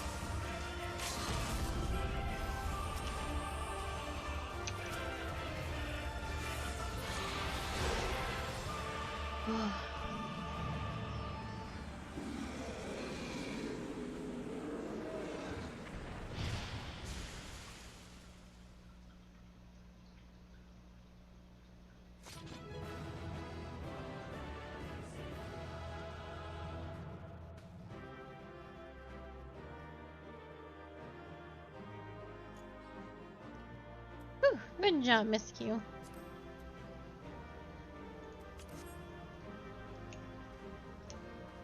Don't ever let DPS tell you what to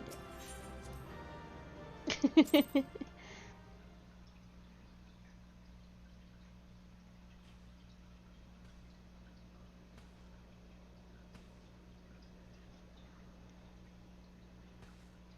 Ah, there you are. Between contending with bloodthirsty beasts and sand in my every conceivable place, I had begun to despair of finding you again. Do you recognize the crashed ship over yonder? Mistress Alizé and I briefly inspected it. It is the vessel that bore Master Alphino away. But there was no sign of him, nor of Maxima and his people.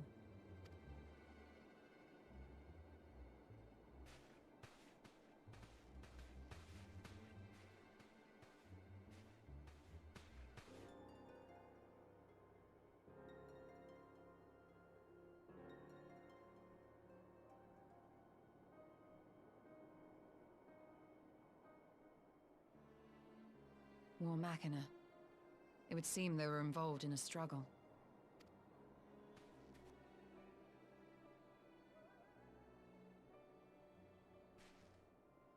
There may be clues. We should split up and search the area.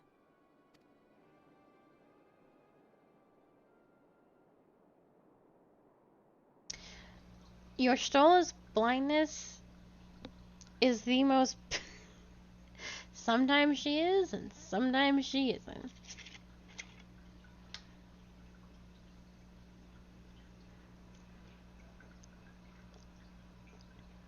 These were no ordinary soldiers.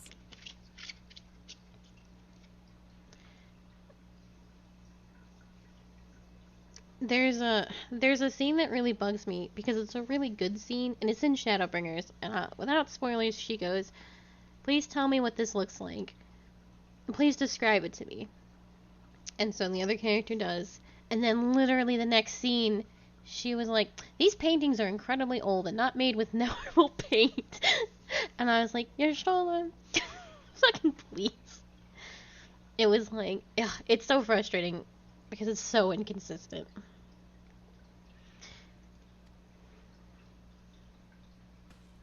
Over here!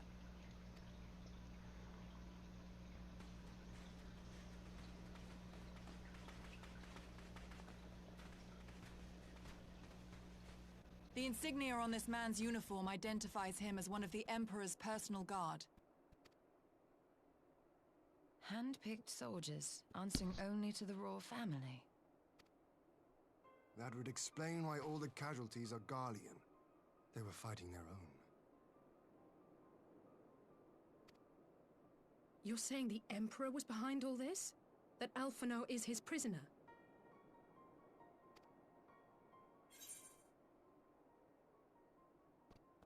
We don't know that yet.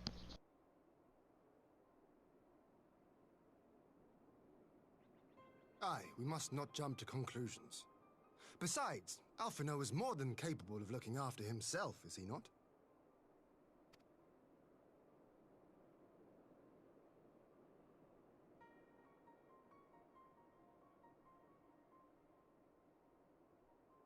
I suggest we return to Doma to consider our options. Whatever happened here, Master Alphinaud is long gone, and any subsequent search may safely be left in the hands of the shinobi.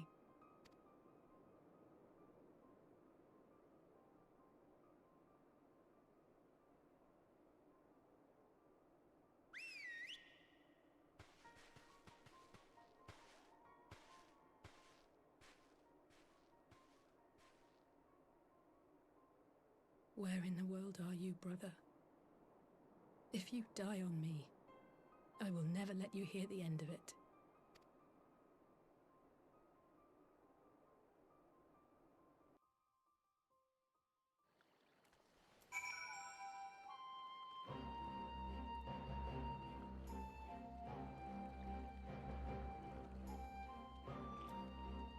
Octopus Traveler is a fucking title? What? Hold on.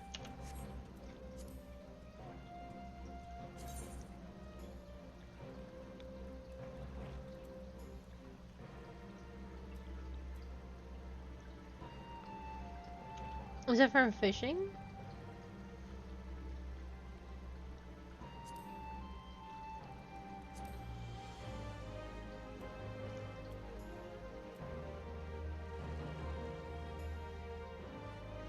Oh yeah, it is from ocean fishing. How would I know that, Devil? I do as little fishing as possible. No, it's ocean fishing. Forgive me for not knowing every title in the game. I am just a sprout. It says so right here.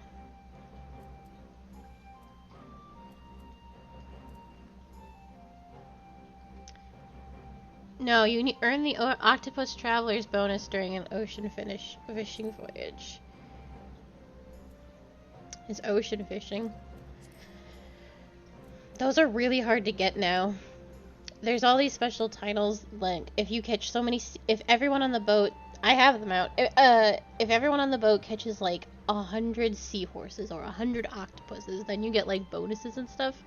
But that was only really feasible when ocean fishing just started. It's super hard to do now. Anyway. We are no closer to establishing Master Elfino's whereabouts, and the suggestion of an Imperial plot only compounds matters. We have much to consider. On present evidence, we have no reason to fear the worst. More than that, I cannot say. There's too many people here. Forgive me, I need a moment. Well, that was a decidedly uneventful journey. I almost found myself hoping for a sandstorm. Jokes aside, I'd say our birds are due for a good brush down and a treat or two, wouldn't you? I need to not be doing these on White Mage. Well, I guess it doesn't matter anymore. Ian has a request for the Scions. I had hoped to steal a moment's rest after our little outing, but it would seem duty calls. A foreign emissary arrived in my absence. Do not let us keep you then. Actually, I was wondering if you might join me. I cannot think of a guest who could fail to be impressed by the presence of the Scions. At least, none I should be happy to receive. Of course, if you think it will be useful. Thank you. Let us return to my manor, then.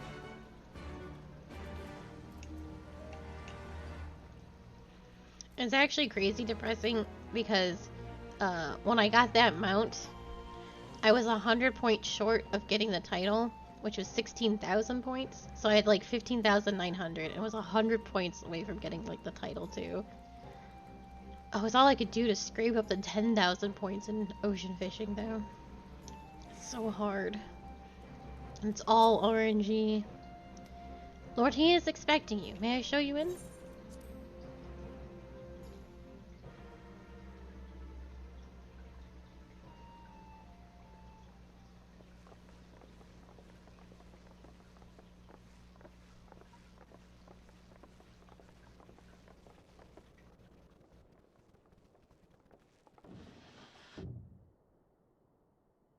Lise, what brings you here? What does bring you here? Oh, Alliance business. We have a request for Doma. Well, Ian. But that can wait. They told me you were out searching for Alphino. Did you manage to pick up his trail?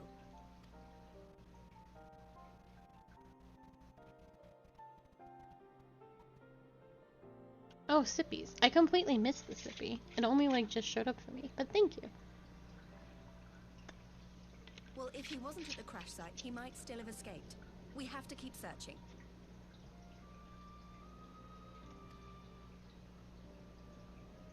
And we will. Alphino embarked on this journey as an emissary of Doma, and I hold myself responsible for his safe return. I will have our shinobi in the provinces search for him as a matter of urgency. Chin up, Alize. You'll get to admonish your brother for his recklessness yet.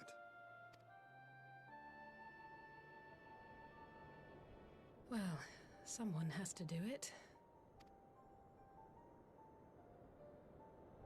I'm sure he's going to be fine. There is one thing I'm not sure about, though. You said it was the Emperor's personal guard that attacked Alphino's airship.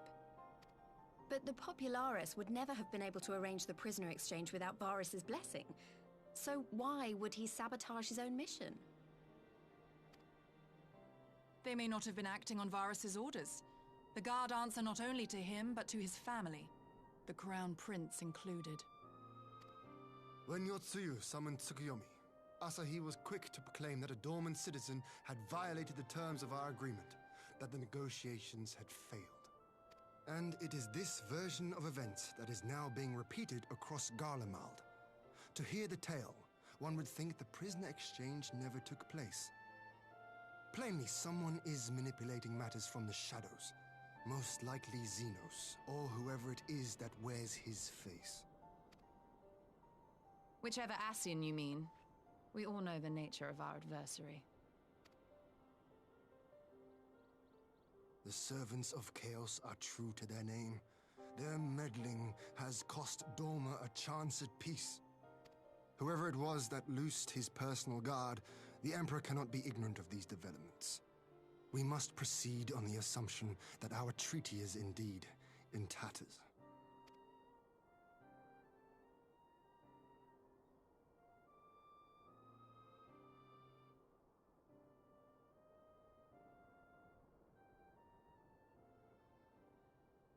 But come, Lys. You have journeyed far. Let me hear your petition. Right. So the big news is that Alamigo has agreed to join the Eorzean Alliance. To make it official and discuss where we all go from here, the leaders of the 5 nations are planning to hold a meeting, and we were hoping you might come too. We've already seen what we can achieve when we work together, and the Alliance hopes to work even more closely in future. They think it's our best hope of keeping the Garleans in check, and I agree.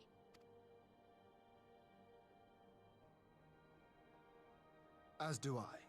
By coordinating our efforts in the east and west, we may be able to discourage them from committing their forces to a single front. I accept your invitation. I must, however, ask for time to attend to some pressing matters here. In light of recent events, the risk of Imperial reprisals is greater than ever, and I would not leave Dorma unguarded. Ere I depart, I must shore up her defenses. Understood. I'll let the Alliance know. We'll wait to hear from you before setting a date. The meeting's to be held at the Royal Palace in Alamigo, incidentally. Do you remember the way? Well enough. Please assure my hosts that I will not keep them waiting any longer than I have to. Consider it done. And thank you for agreeing to come. If we all put our heads together, we're sure to find the best way forward. For everyone.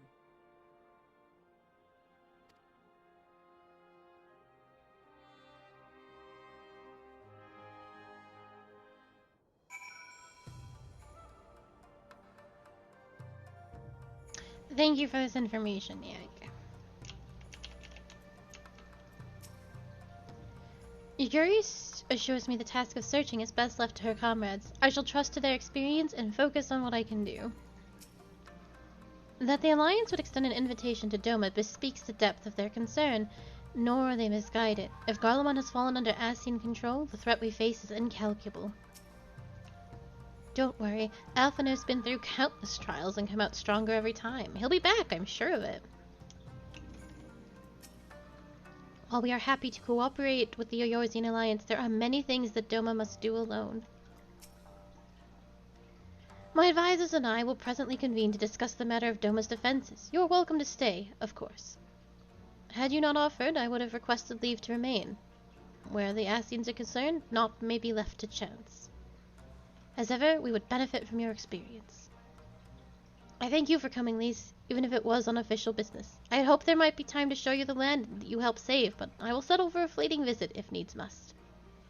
There never does seem to be much time for anything, does there? But I did get to see a little of the Enclave. You've made excellent progress, I must say, and soon you'll have the chance to see how we're getting on too.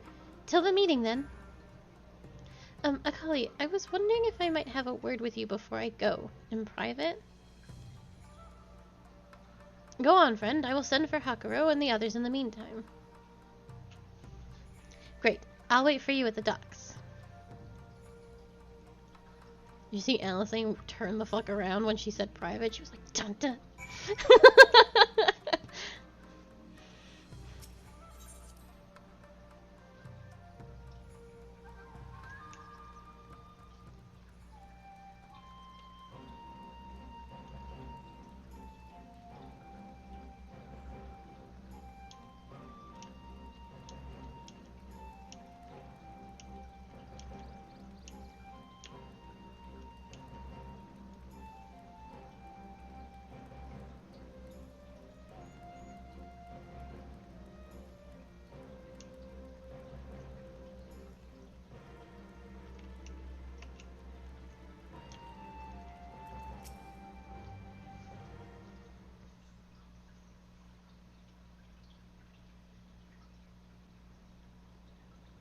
Thanks for coming. Knowing you, you've probably guessed what I wanted to talk about. Alicent, she's acting as if everything's all right, but it's clearly she's barely coping. The Alicent I know is overbearing, willful, and reckless, and that's fine. It's how she deals with feeling weak. She has to keep moving, or she's afraid she'll fall apart. A lot like me.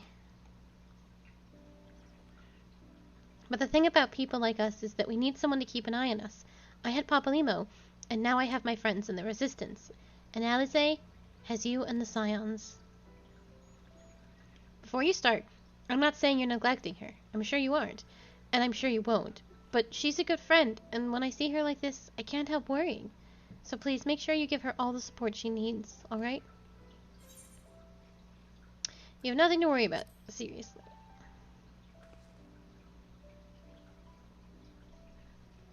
Thank you, Akali. It goes without saying, but if there is anything I can do, you need only to ask. Well, I'd best be off. See you in Hell Amigo.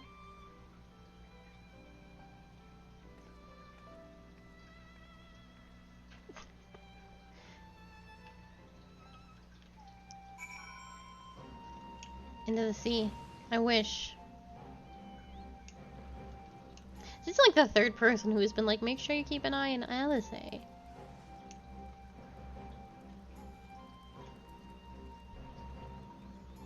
Do you know red flags when you see them?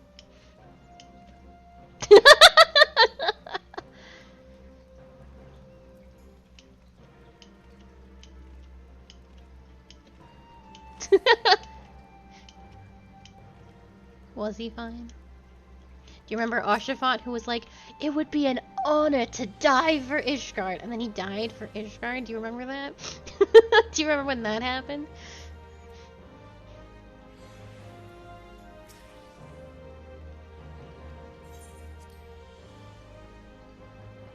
Every time Emmerich speaks of anything, I'm like, don't say anything, and you'll live forever. I dare say I can guess the subject of your discussion with Lise. She too was never one for concealment. Fortunately for you, the individual in question seems none the wiser. Is everything alright with Lise? I won't ask for details. I know you'd tell me if it were important. Your return is most timely. We have just appraised those newly arrived of where matters stand. Ah, there you are, my friend. Everyone has assembled, so let us begin.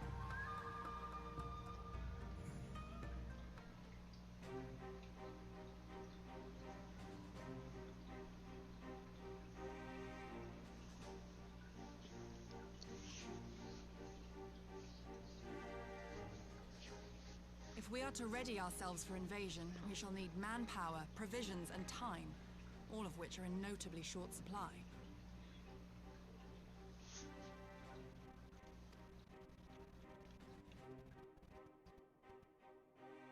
Candid as ever, you giddy, and correct, I concede. Fortunately, I have an idea. 'Tis plain no single nation can stand against the might of the Empire. And it was only with the aid of others that Dorma succeeded in winning her freedom. So, I mean to take a leaf out of our Eorzean friends' book and form an alliance of our own. In addition to those with whom we already share an understanding, I would reach out to Hingashi and Tsuinosato, and further afield to the myriad peoples of Nangsha and Dalmasca. I am under no illusion. Not all will answer the call. Yet disparate though we may be, we are united in our desire for freedom. If our neighbors could be made to see what is at stake, Ascian machinations and all, cooperation need not be so far-fetched a notion.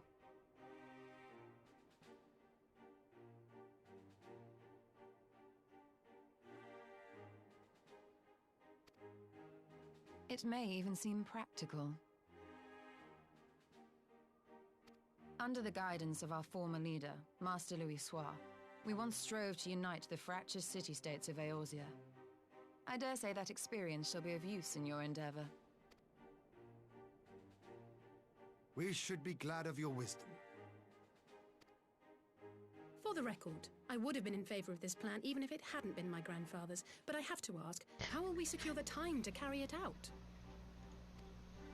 Not that anyone has forgotten, but the Garleans have airships. Lots and lots of airships. Should they catch wind of our plan, they could send an armada to overwhelm us before our alliance had even begun to take shape. Not if we deny them access to the skies. During our time in the Burn, the Warrior of Light and I chanced upon some Allagan ruins. Were you there, Ishtola? Oh? Were you there? Were you that mouthy samurai? As such ruins go, they were not particularly unusual. But something about the surrounding land struck me as odd. Faint though it was, its ethereal residue was uncannily similar to that of Azizlar. Identical, in fact. For locations so far removed to share a single etheric signature is all but impossible. I conclude, therefore, that the Allegans created the floating continent with land taken from the burn. While that is a most intriguing theory, I fail to see what relevance it has to Dorma's defense. Azizlar was enclosed in a powerful energy barrier, impenetrable even to an Agrius-class battleship. It occurred to me that those ruins may have enjoyed similar protection. I have no proof, but the Warrior of Light did report seeing a structure resembling other known Allegan field generators.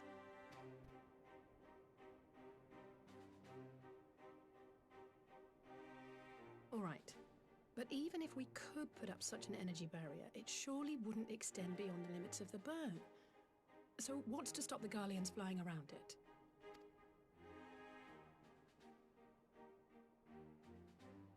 Fuel. The Dalmascan capital, Rabanasta, was a key Imperial refueling point in the east. By laying waste to it as a lesson to the rest, the Empire greatly hindered its own operations in the region. Well, that was stupid of them.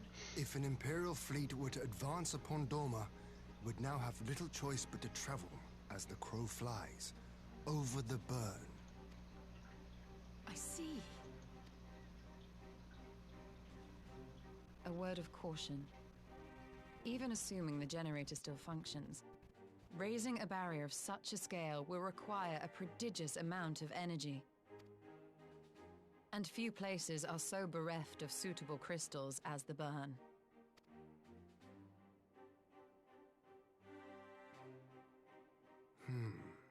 A source of energy. Tell me, did the Allegans make a habit of launching things into the sky? Yes. Curious question.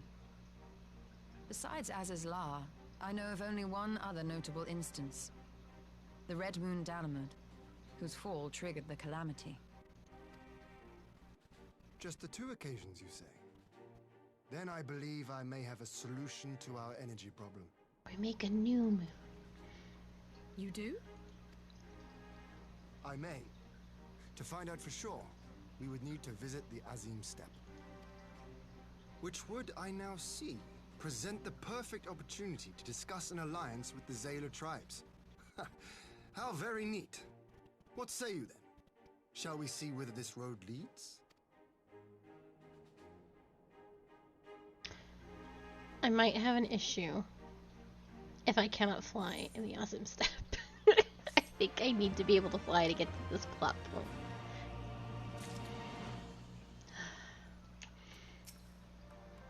The reigning Ruby Princess is more receptive to the outside world than her predecessor, it is true. But what we offer is an invitation to war. Though I will plead our case, I fear we can expect little of Soino Sata. The Azim Steppe. I always wanted to see it. In the field of aetherology, the Azim Steppe remains unbroken ground. Having missed your last expedition through injury, I mean to seize this opportunity with both hands. Ian is eager to set out for the Azim Steppe. It is settled, then. I will journey to the Azim Steppe with the Scions. Yagiri and Hakuro, I leave our other neighbors to you.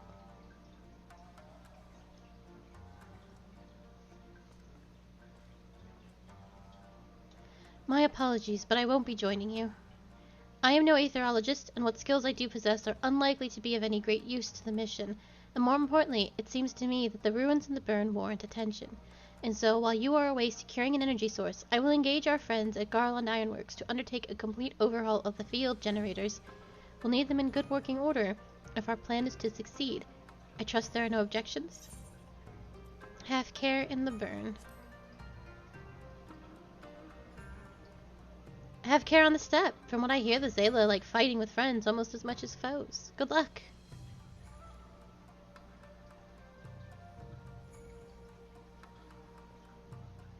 Just the three of us then. Very well. Shall we make first for reunion?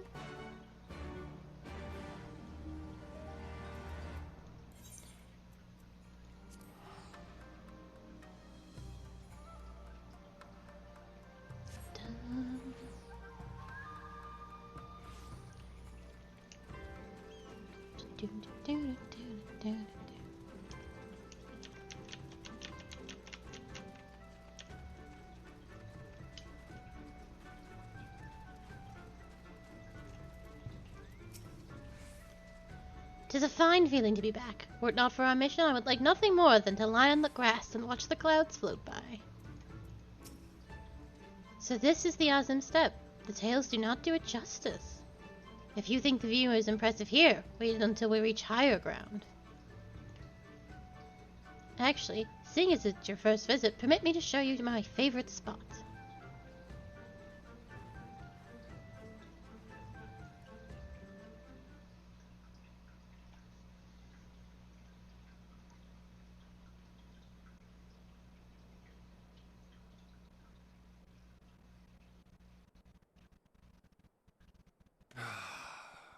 I will never tire of this vista. The endless fields, the boundless skies. 'Tis a sight to make a man forget his cares. But not his purpose, I trust. Might this be a fitting moment to tell us what we are doing here? She's blind, Ian. Conveniently blind. She can't see this vista.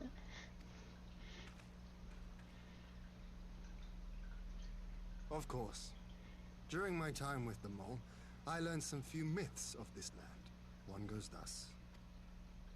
In the distant past, when all seemed doomed, a wayfaring soul came unto the steppe. Venturing into the northern crag, he received of Nama a sliver of her essence, a shard of the shining moon, and with it clove the tainted land from the earth. The end thus averted, to these fields did the wayfaring soul return, and venturing once more into the northern crag, he buried the shard, and made unto the heavens an offering of blood. A tainted land cloven from the earth and an offering of blood to the heavens. Azizlar and Dalamud. That was my thinking, yes. And you believe that yonder mountains hide an artifact possessed of sufficient power to raise Azizlar up to the heavens? I suppose that might suffice. Worth a closer look, would you say? I would.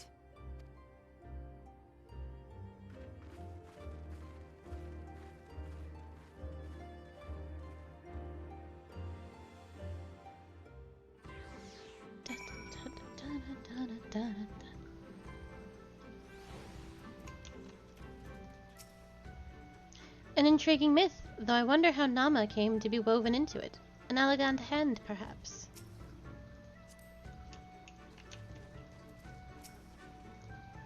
From here we shall travel to Molul. There we may ask Serena about the particulars of the myth and raise the matter of an alliance with the rulers of the steppe. Cheeky.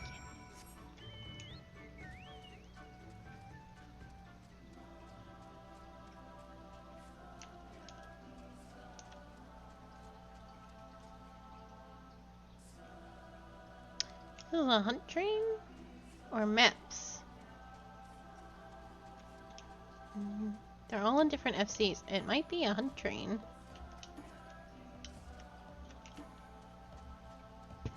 I didn't have any.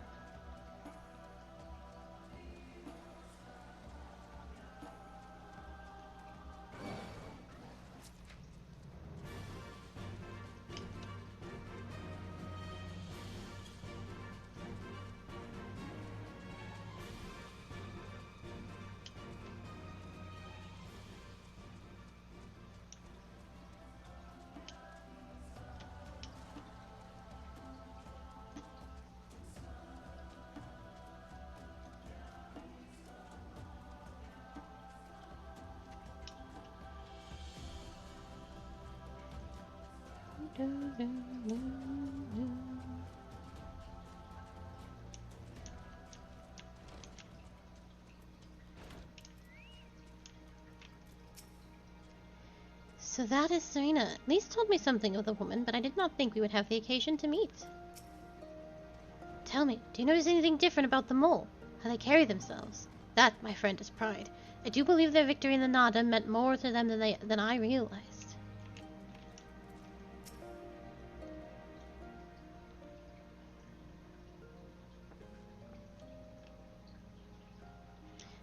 Hyan, Akali. I am glad of your visit and the opportunity to welcome a new friend. How may we serve you? There is a matter I would discuss with the mole. It concerns not only the peoples of the steppe, but of every land in the Far East.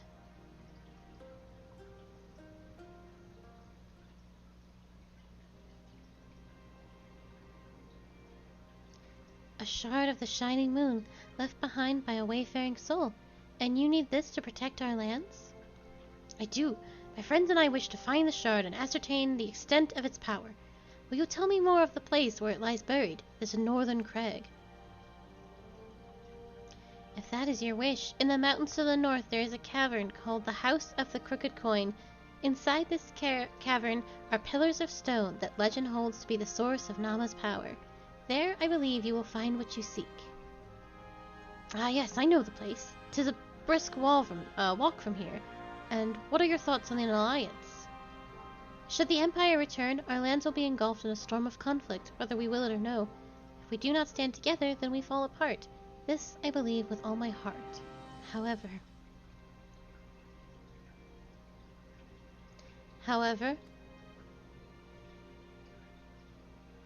among the tribes of the steppe, there are those who revere Nama above all else.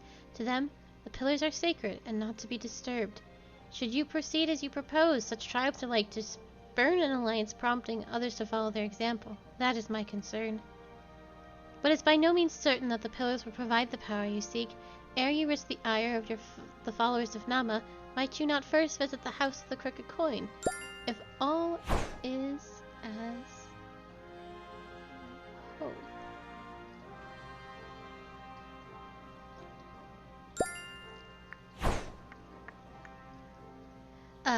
If all is as you hope, then we may consider how best to earn their blessing.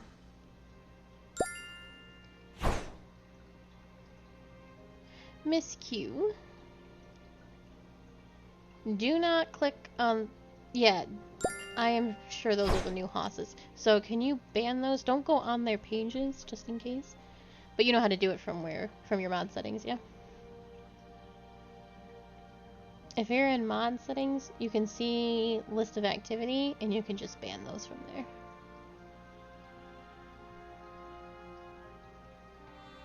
I thank you for your counsel. We will do as you suggest. I have no desire to give offense to those whom I would join hands. Thank you for your understanding. Though the mole may reign over the steppe today, the decision will shape the days to come, and we would not force others into war against their will. Nor we.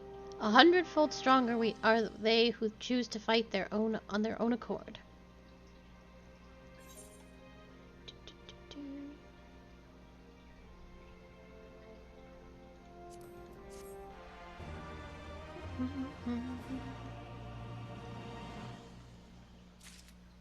There you go. In a place such as the steppe, where myriad tribes exist side by side, it is important to respect each other's ways, and it would be wise indeed to respect the beliefs of those who would gladly render up body and soul to the Dusk Mother.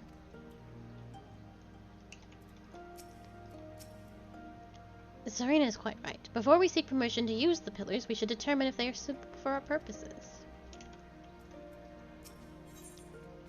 Y'shtola is ready to put her skills to use. It seems the time has come to put my skills to use. Pray lead the way to the House of the Crooked Coin.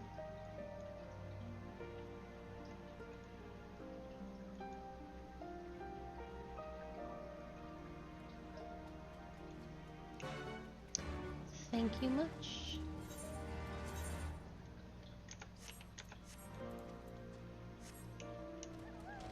Oh.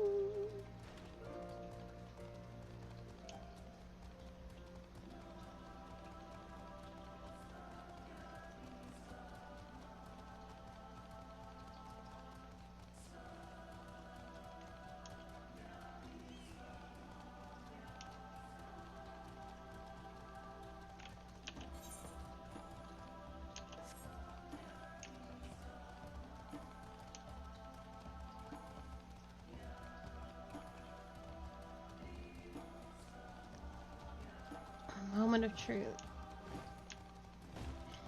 Do I have to fly to get up here?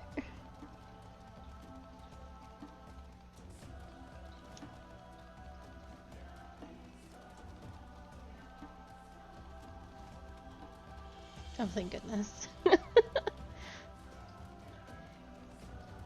Oh, if only we could afford a car.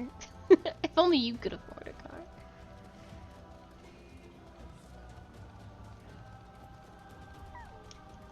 Oh, that's good. Did you do the fashion report? You need to do that before today ends. Because that'll be 50K.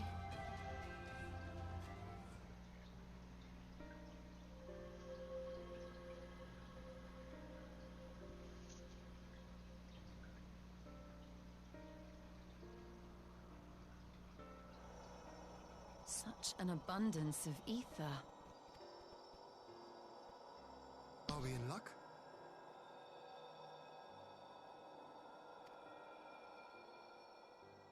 We are. This is an elegant artifact, most likely built to regulate the flow of ether. I strongly suspect the ancients used it to stem the flow from here to the burn. That would explain how they were able to untether what became Azys La from its surroundings. But were we to throw open the floodgates, the resultant deluge would surely be sufficient to raise our wall. And in restoring the flow, we may also restore life to the wasteland.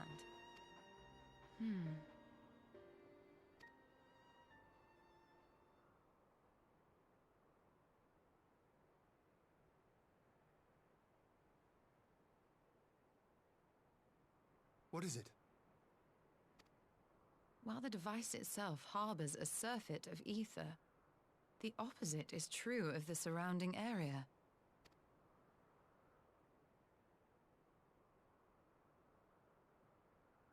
An effect of regulation, perhaps.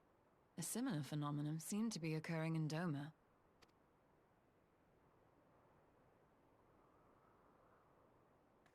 Whatever the explanation, the answer will not reveal itself here. We have seen what we needed to see. Let us return to Mol Ilo.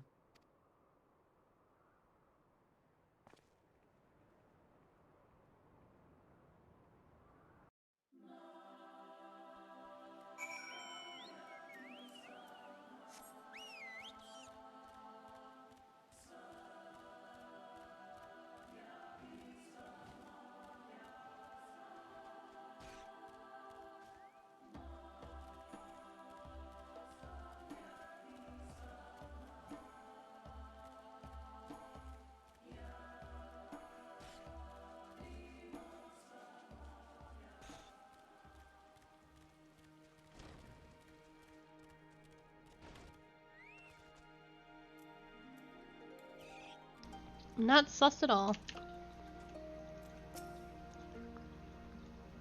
Well, it looks like I was right about the pillars. Now all we need is permission to use them. That's such an abundant source of aether should lie undisturbed for millennia. 'Tis a miracle made possible by the steppes' long history of isolation. And now we're going to use them. You found that which you seek, then? Great indeed is the Dusk Mother's power. If not less will suffice to protect our lands, the blessing of the other tribes must now be sought. Of course. But to which tribes should we appeal? There are many who worship Nama, but none are so fervent in their faith as the Dothrel. Their consent shall be the key.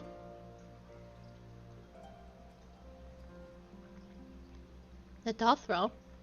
Least spoke of them. A warlike tribe possessed of unique customs and beliefs. I sense their cooperation will not be easily won. Nay, but it will be well worth the effort. The Dothrel fear nothing, death least of all, and our alliance would be greatly strengthened by their presence. Let us go to Dothrel Ka and treat with their cotton, Sadu.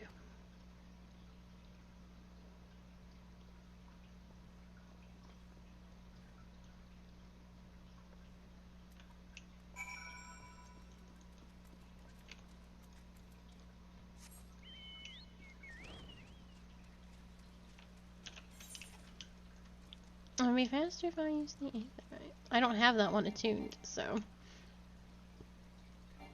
Because I haven't been over there.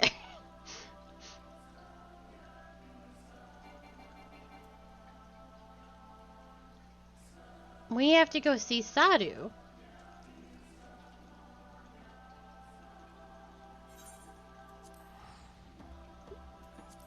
No, Sadhu is that's Magni.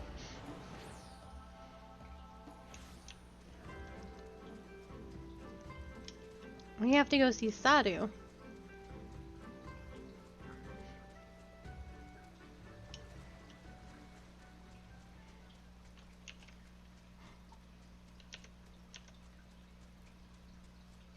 And the Orinor live up there. Dothral live.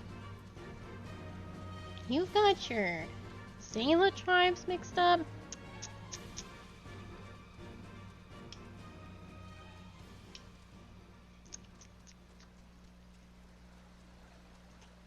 Tisk tisk.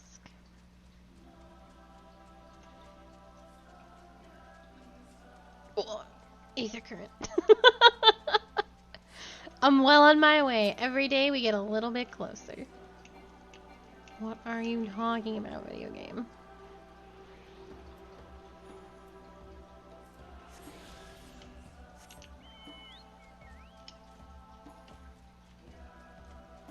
Step by step. In the step. Jesus Christ. That's the first one I've found here. No, that's not possible. It doesn't matter. I definitely found one in the river. Maybe I've done one quest. What?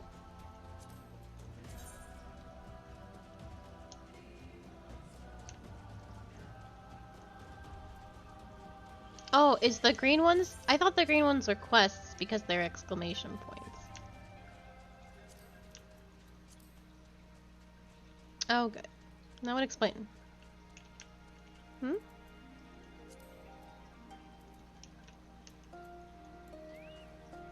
Yeah, sure. I don't know how anything works anymore. You again? Other matters demand our time, Kagan, unless it is battle you seek. Alas, not. Quite the opposite, in fact. She is not going to be down for this.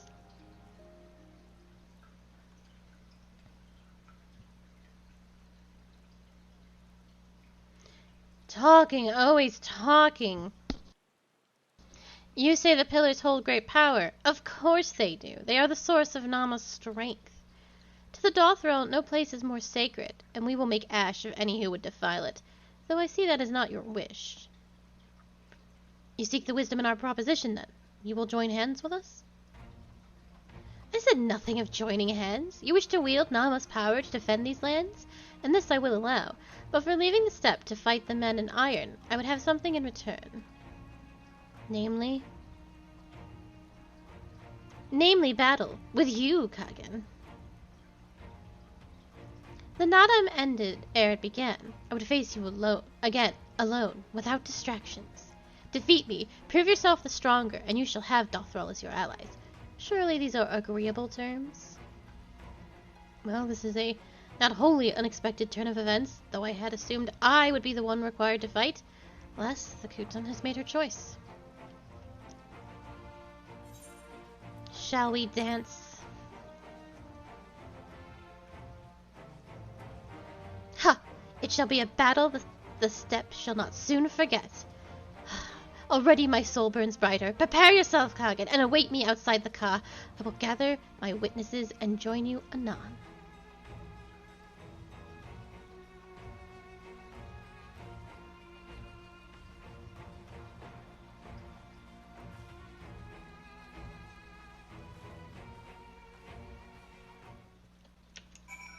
Dun, dun, dun, dun.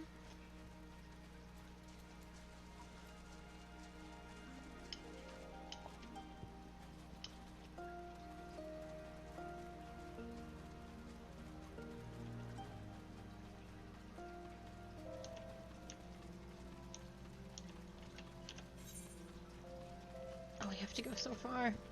I thought we were just going right outside, but... The will of the moon.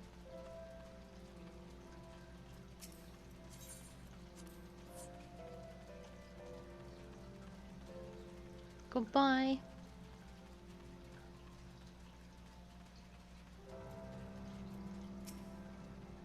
Try as I might, I fail to see the logic in this arrangement. I can but conclude there is none. When I was little, I would stride up to Gogetsu, wooden sword in hand, and challenge him. To his great credit, he never held back. And I had many a bump and bruise to show for it.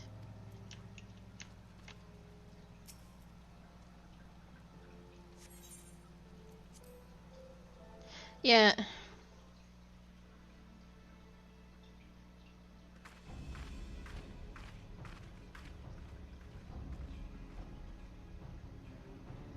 I liked it when it was dark and rainy.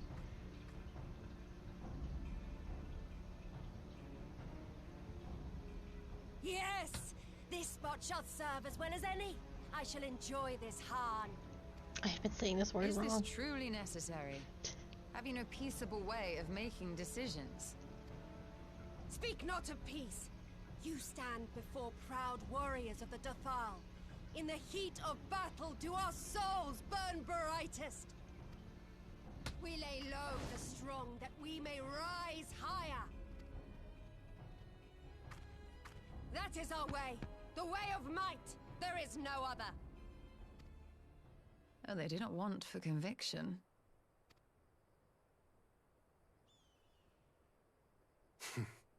Indeed. It's what makes them such dangerous enemies. And such useful allies. Enough talk! It is time to fight!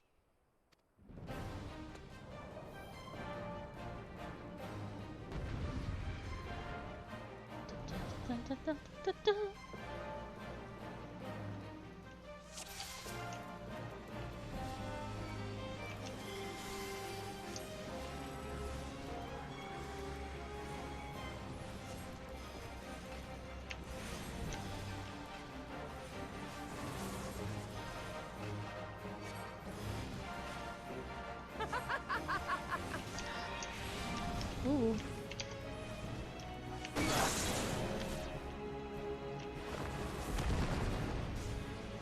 Are you okay there, Sato? You're gonna die.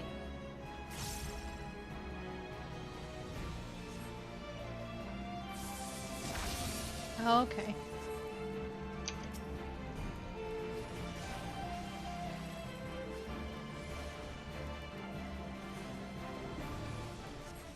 In death do our souls sing! Oh, fuck. I was pretty sure I walked through 2 of those, but that's okay.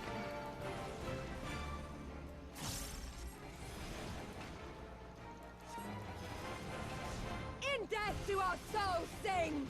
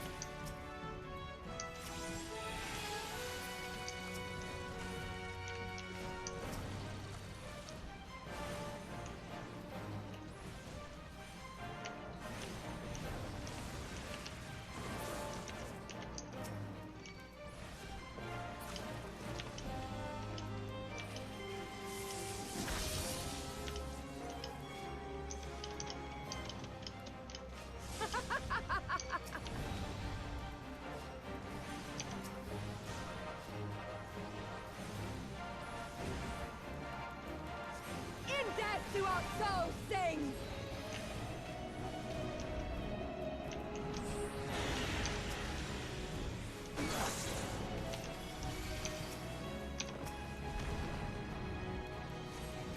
In death do our souls sing!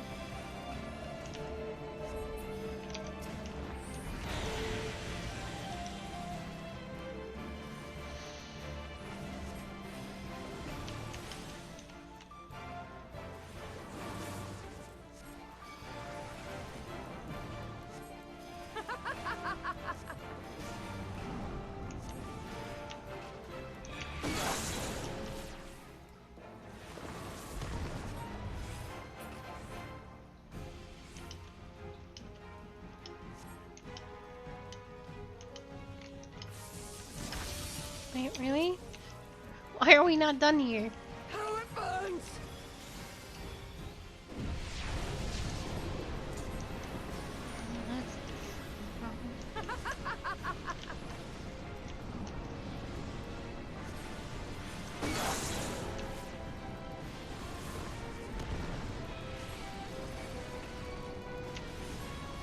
In death do our souls sing!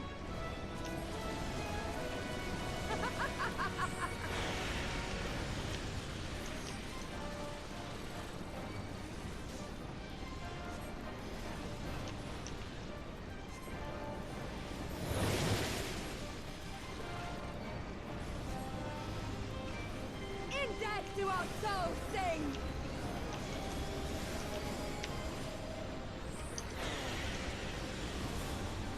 Oh, I think I might lose, actually. Oh! Oh, Jesus.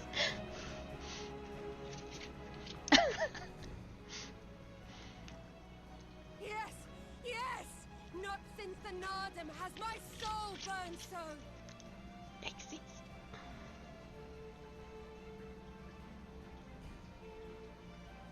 Come! We have only just begun. No, I don't want to anymore.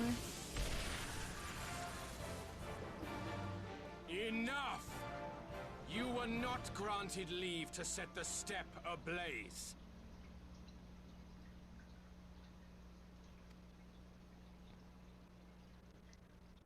Well, well, the sun has come out to play. I love Be Magni. gone, Moonstruck Oranir! I am busy! Fool of a Dothal! Have you forgotten the face of your master already? The sun will never set! From his seat on high, he reigns over all, now and forever. Oh, those are cute.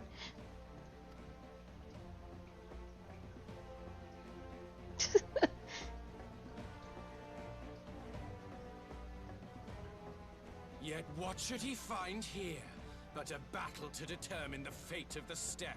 A battle waged without his blessing. This will not stand. You, Doman! You who come to petition the warriors of this land, forget that all Nama's children are wards of the Oranir. As first among my brothers, your petition is mine alone to judge.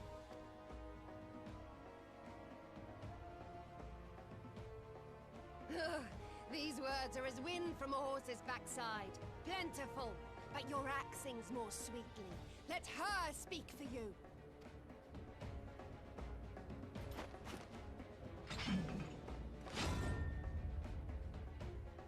Insolent child. You will learn your place!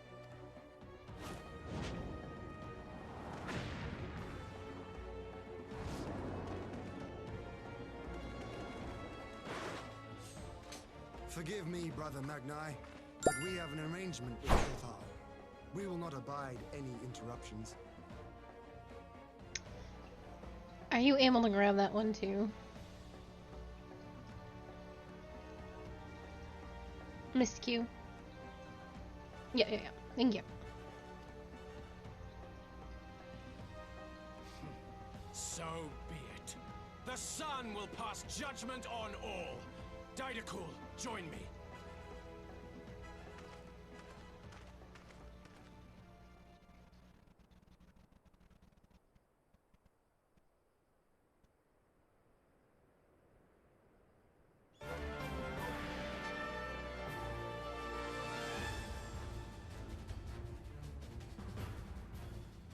The sun is in good company. We may dance alone.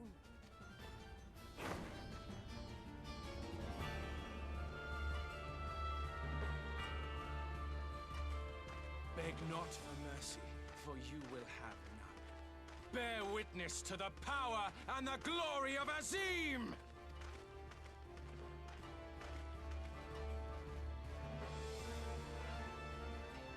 Constantly at each other's throats like rabid dogs. Gods, I'm turning into her. I have not the patience for this, but if we must fight, Let us at least be brief. Come.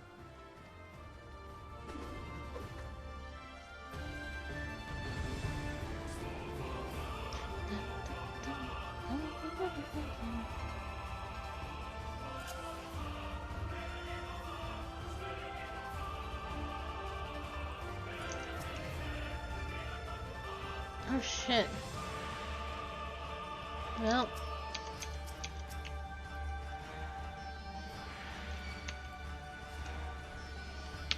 I'm glad Yastrola has 4 spells.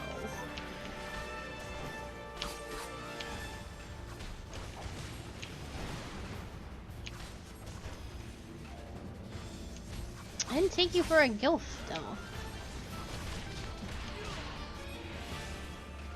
A gilf lover.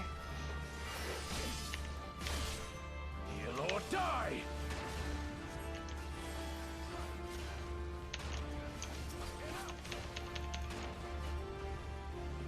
Magnite, I have 4 spells. Bow down before me!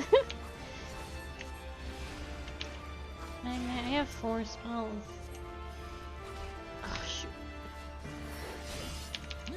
I may have fucked this up by trying to use my actual spells. Alright, never mind.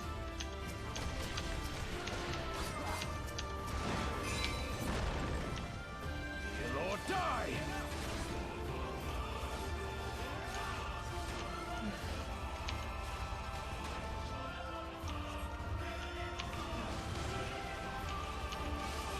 Mine's dying. I think I need to do something about that. There you go. Concentrate! Fine. Ian, I'll live. You'll be fine. It's just a limit break. This man cannot catch a break. Ay, ay, ay. Heal or die! No, I'm dying.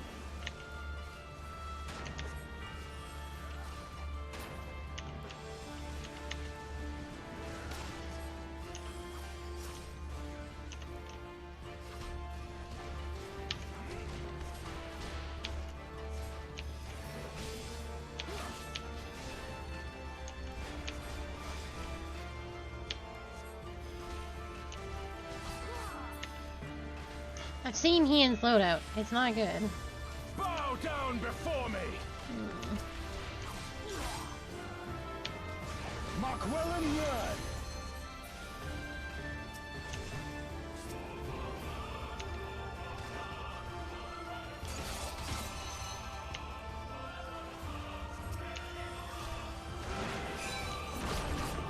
I'm not interested in any of that. Heal or die!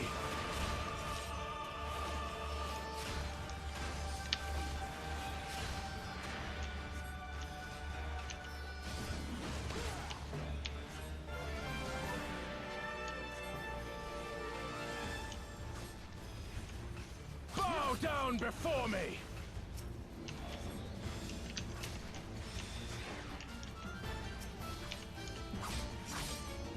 Tremble before the sun!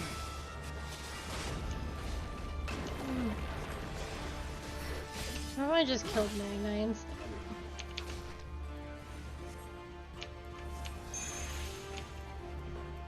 Okay.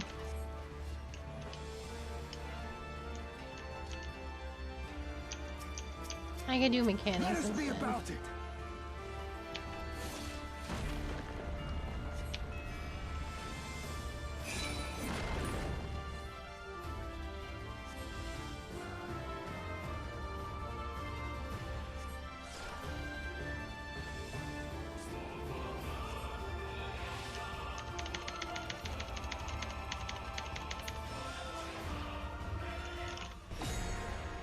Real.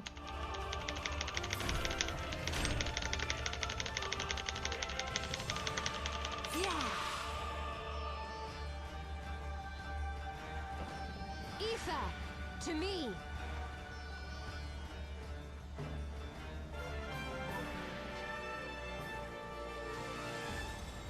Have at you!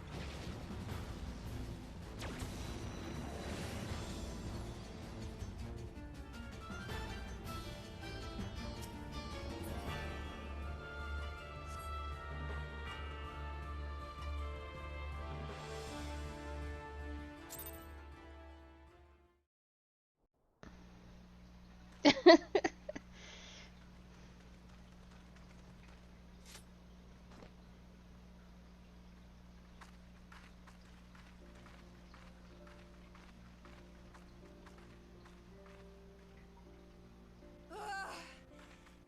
have I felt such bliss in defeat. 'Twas a battle to burn soul and flesh to ash. We Dothal will lend you our strength as promised. Narma's power is yours to wield.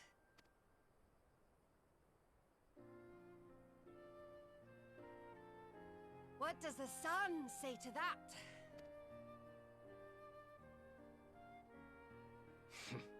The sun is not driven by base motives such as yours. But they have been judged and found worthy. I do love Magnai. He is hot trash. Emphasis on the hot.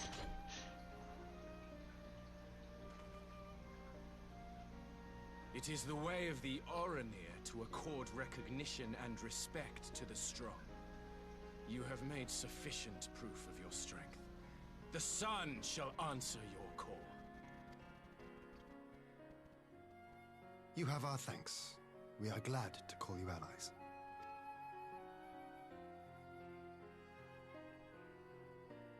You? By what are you called?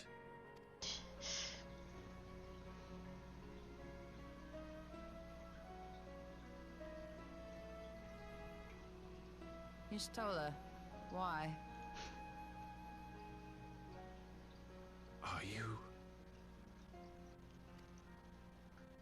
Are you my Nama?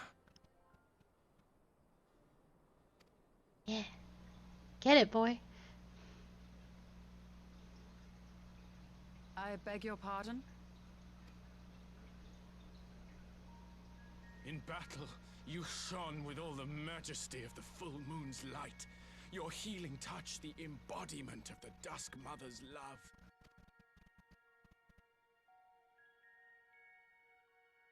Long had I wondered if my Nama might not be a woman of the steppe. Beholding you, I am all but certain.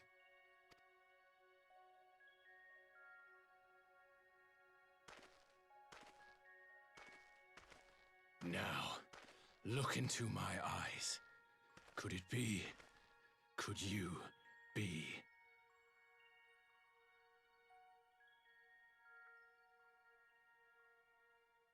I am. Not interested, little son. Try again when you've become a man. Little?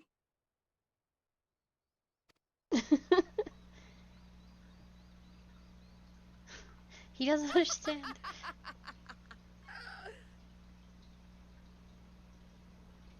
Little son! Little son!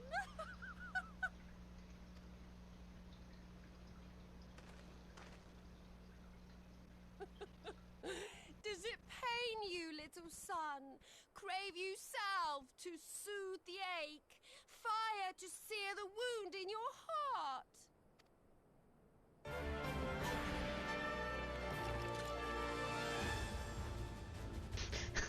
We have wasted enough time here. Sirin awaits for word of our success.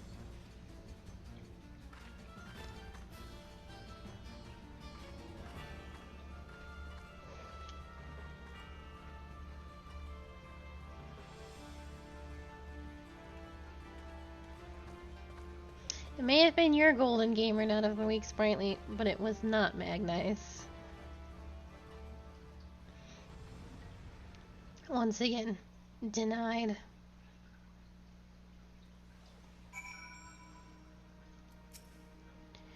Offended? Not in the least. I am no stranger to clumsy propositions, and that, believe it or not, was far from the worst I have heard. Aside from being extremely forward, it was very sweet. He's just kind of stupid.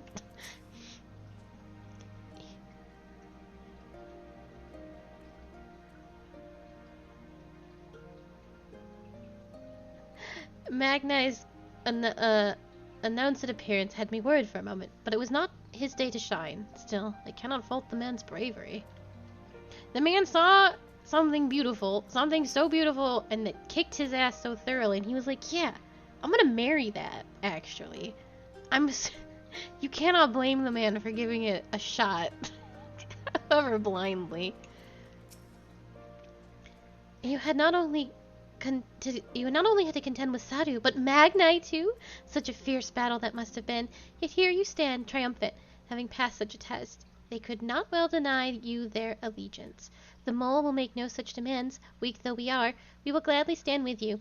The steppe is our home, and we will defend it with all our being. You have my heartfelt thanks. Of all the tribes of the steppe, there is none I would rather have at my side. God's willing, many more will rally to our cause. I will send you word when we have answers from all the tribes. I cannot thank you enough, Serena. None of this would have been possible without you.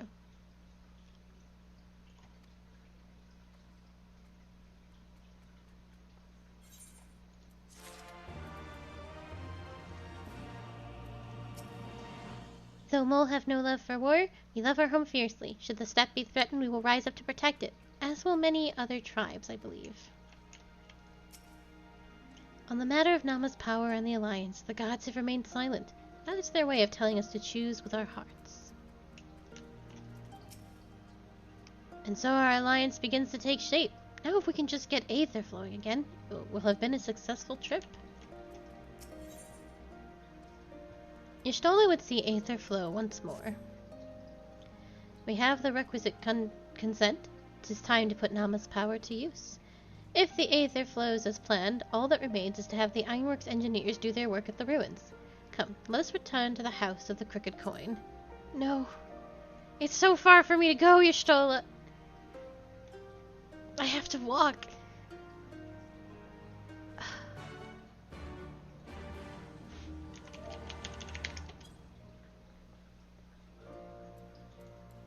We can't afford cars.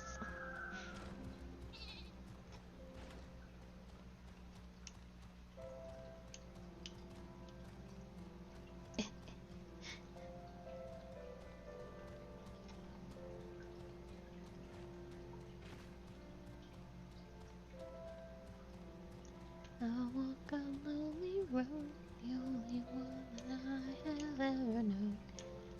Don't know where it goes, but it's only me and I walk alone. Da da da da da.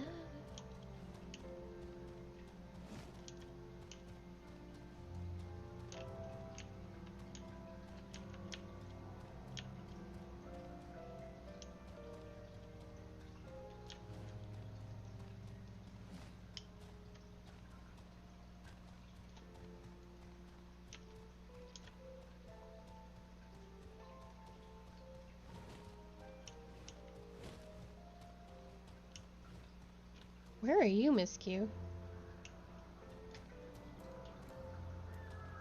Oh, okay. Sorry. You want me to wait for you?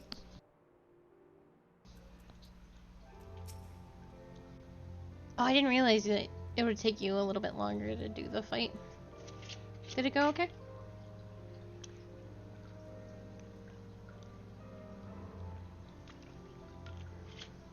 I almost also died to the meteor.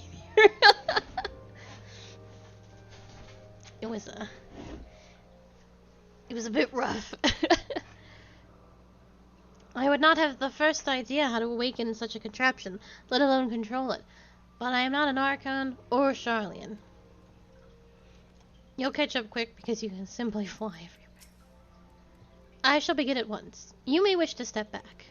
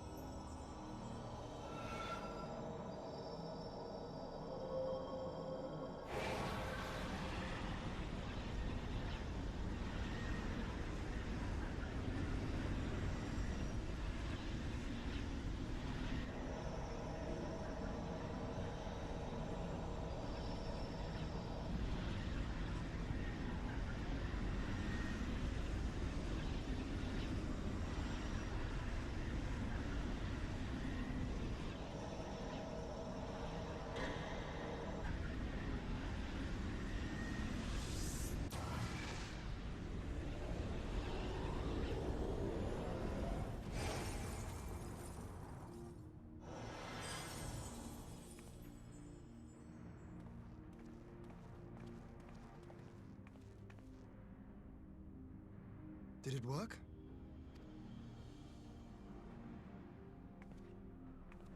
It did. Ether may flow freely to the burn once more.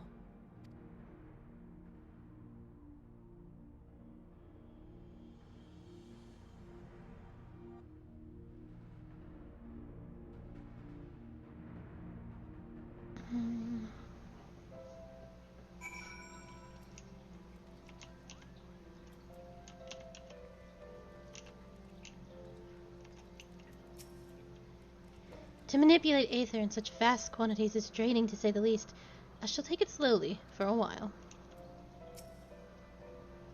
I do not pretend to understand what you did, Y'shtola, but you did it.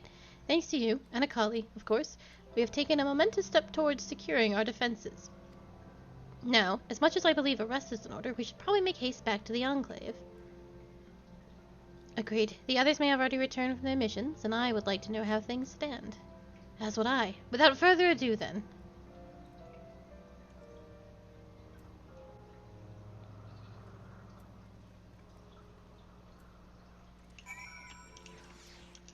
I'll wait for Q to get out of cutscene.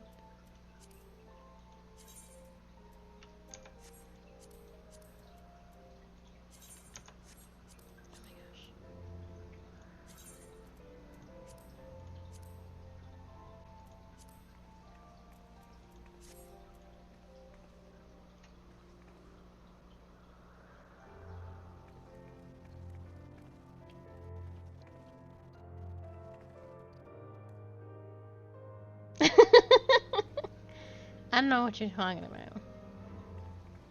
There's a cat girl that looks like me over there. What staff is that? We the same. Who are you? She's got freckles. What staff is that?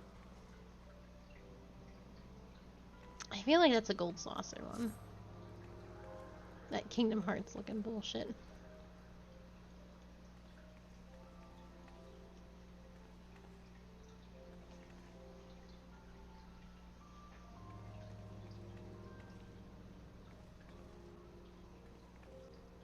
Hello. Do you like my dance?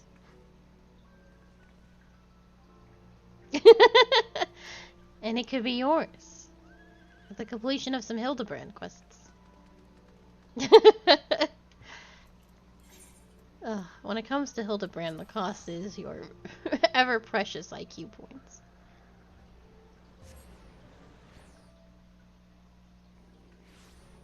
I know. Sacrifices must be made.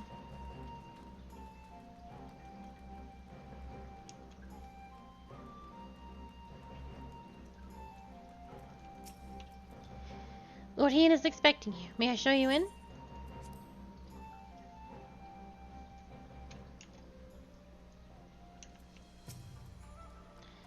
Each of the factions lends an ear to our petition. As anticipated, however, many were unwilling to do any more than that. Everyone has returned. Excellent. Time to take stock. 'Twould seem we are the last to arrive.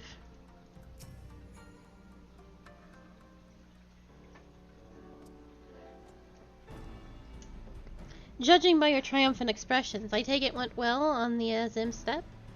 Indeed, we have secured a suitable source of energy for the barrier. Good. Tatara and I have commissioned Garland Ironworks to ensure that the field generators function as they should. A team of engineers stand ready to set out to the burn at a moment's notice. You need only say the word. I thank you for engaging their services on our behalf. The minuet of the arrangement you may leave to me.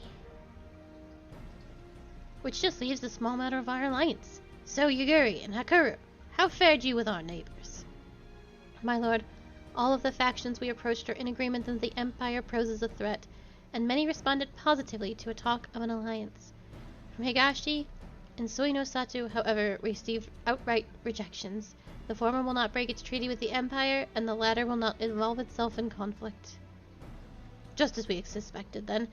Well, there's naught to be done about it. We must focus on the rest. To each of the nations that were amenable to our alliance, I will personally send a missive. And once I have attended to that, I believe we will have everything we need, we can to fortify Doma's defenses. For the time being, at least. all of which means I may leave for the meeting in Alamigo with a lighter heart.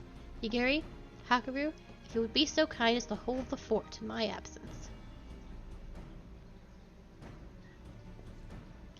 My friends, we could not have achieved so much in so little time without your help. For that, I give you my heartfelt thanks. Till the meeting, then.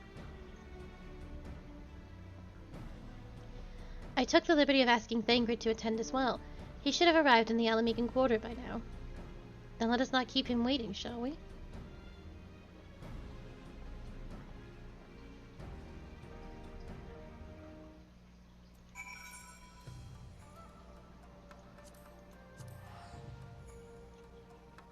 Goodbye, my friends.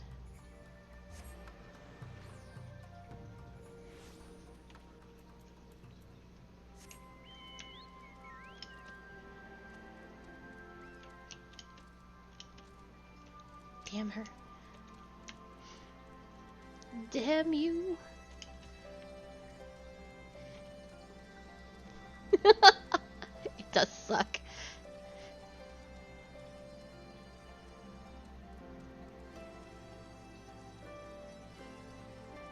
You bought a two-seater, man?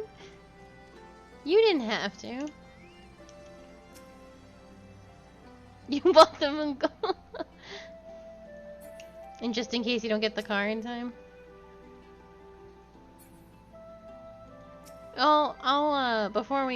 Before you log off, I'll make sure you get your fashion report points for the day. For the week. Ishtola has told me all, and I duly told Urienje and Kryle. Kryle in particular was concerned about Alphino, but I assured her that everything that can be done is being done. She agreed to continue with her own tasks for the time being, on the condition that I contact her the moment there is any development. So that leaves the four of us to attend the council. Arnwald is here to assist with security. Incidentally, though, the poor lad seems altogether too distracted for the task. Another one missing Alphino, I expect. But it's almost time. As soon as you are ready to present yourselves to the guardsmen at the palace entrance, I shan't be far behind. Oh my god, I should talk to everybody. It occurs to me that this will be the first time I meet the leaders of the Alliance in official capacity. More stiff greetings, pleasantries, formality. Does that sound about right? Let us hope that the coming meeting passes more peaceably than the last such gatherings in Alamigo. Upon several cutscenes in a row, it is recommended that you set aside sufficient time to view these scenes in their entirety. I hear you coming downstairs, so I will wait.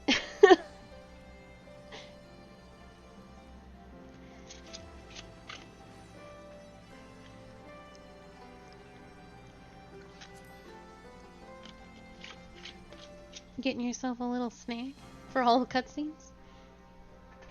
Just a little snacky snack. Mistress Lys, Commander Aldin, it gives me great pleasure to formally welcome the city-state of Alamigo to the Eorzean Alliance. The pleasure is ours, Your Grace. I know I speak for all Alamegans when I say that we are glad of this chance to stand with our comrades of the Alliance. And we, for our part, are glad indeed to be able to welcome friends both old and new. Lord Hien of Doma, at your service. Pray, accept my heartfelt thanks for your generous invitation. Nay, 'tis we who must thank you for journeying so far. And 'twould be remiss of me not to acknowledge the part the Scions of the Seventh Dawn have played in bringing all of us together. In times of great unrest, you and yours have been our constant companions, without whom we would not be here. With apologies to Lord Hien and Mistress Alize, it occurs to me that we have not gathered in this way since that fateful day in Uldar. The day I lost my arm and my freedom. As I lay in my cell, never did I dream that I would one day be given the chance to represent my homeland at this council. It is nice to see Ishgard in the fold. It always makes me happy, and he's always so happy to be there. He's like, ooh, I did it. It's happening at last. Because it's something that he has wanted since the day we met him. He was just never in a position to make it happen.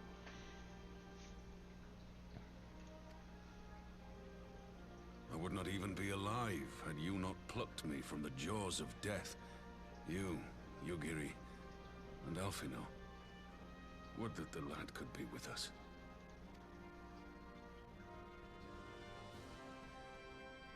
I too owe my presence here to Alphino, in so many ways. Until such time as he returns, I mean to carry on his good work as best I can.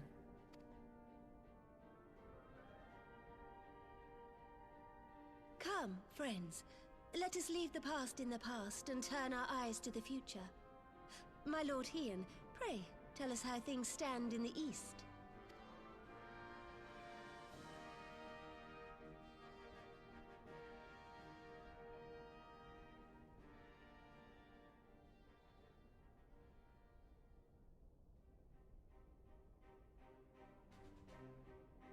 Having heard the rumors of dissent in Garlemald, I dared to dream of a peaceable solution. The Empire will not so easily change its ways. If the Garleans have a mind to take back Doma and Alamigo, we'll be hard-pressed to stop them, even with the might of 6 nations. But while we lack the strength to fight the tide, a course may yet present itself, if we read the winds aright. The winds suggest but one course to me. One which leads from the sea unto the river and thence to the source of all our woes. The Ascians. Indeed. All here have felt their blighted touch. It was the bringers of chaos who nurtured the Archbishop's tyrannical ambitions. They who bestowed upon him the secrets of summoning, as they have so many others before and since. And while they remain, we shall know no peace. Our objective is clear. The question is how to achieve it. That our enemy parades about in Xenos' skin poses problems in itself, but ere we get to them, how are we to infiltrate the Empire and get close enough to strike?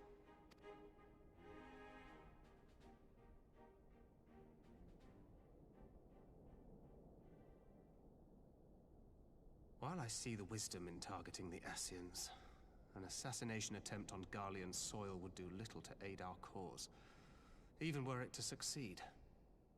It's time we used our enemy's preferred tactic: subterfuge. You have an idea? Speak your mind, Master Thancred. None here know the enemy better than the Scions, and you mayhap best of all. Whatever it is you propose, we will give it fair hearing. On that you have my word. Very well, Admiral. My proposal is thus. We dispatch the shinobi to Imperial territory. There, they sow the rumor that the Crown Prince perished in the battle for Alamigo, and that the man parading around is in fact a corpse inhabited by a servant of darkness.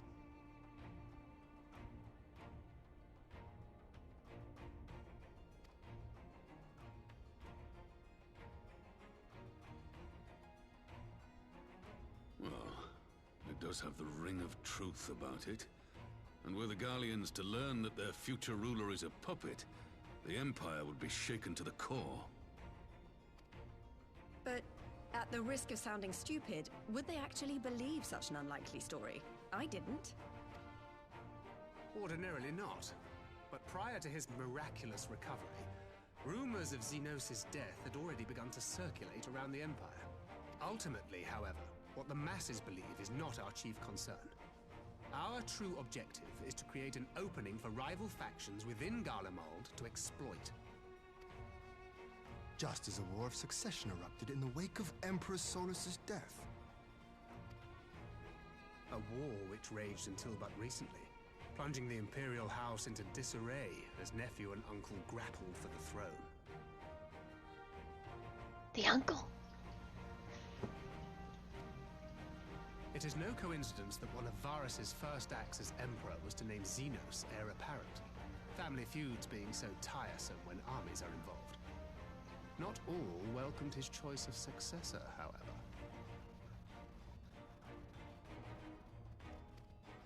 There is no shortage of individuals who aspire to the throne, who would jump at any chance to seize power. The news that Xenos is not only dead, but a puppet to diabolical forces would be too enticing to ignore. The Empire would not be quick to recover from a second war of succession. I am no stranger to infiltrating Imperial territory.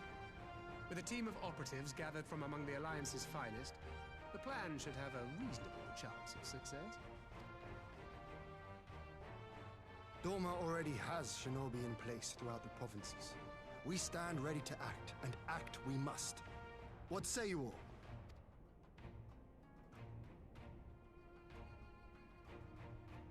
I'm for Master Thancred's proposal. We shine a light upon the Ascian and test the Empire's unity. 'Twas his plot that scuttled Doma's negotiations, was it not? Why then, if we can eliminate him, there may yet be a chance for peace. Let us wage this war of subterfuge, that we may one day lay down our arms. Gods know we never will while the Ascians remain.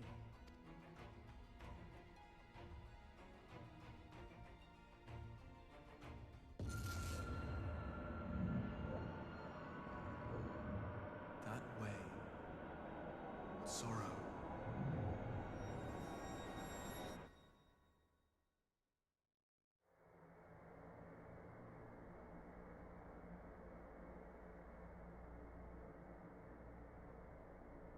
History must be changed.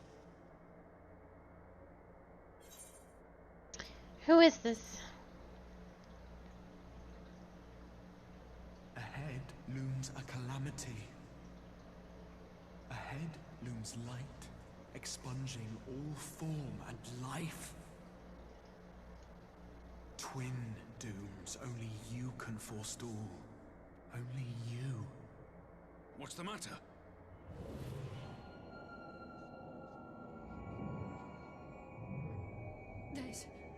There's a voice. Spies in our midst? Nay, I sense no such presence.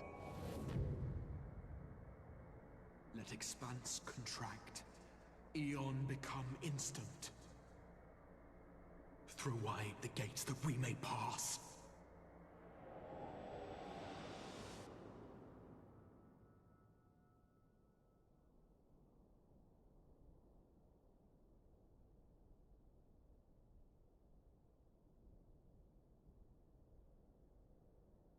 Is it over? Master Thancred!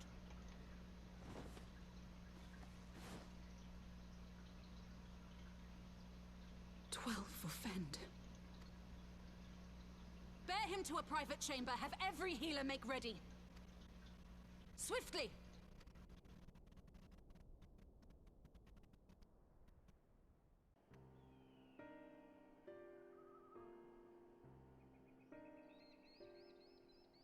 Master Thancred remains in slumber. Though his vital signs appear stable, he's unresponsive. What could have done this? And why just him and not the others? I'm afraid we could not identify the cause, my lady. Our examinations revealed no wounds, nor the presence of any poisonous substances. Gods, that only makes it worse. You're to let us know the moment there's any change, all right?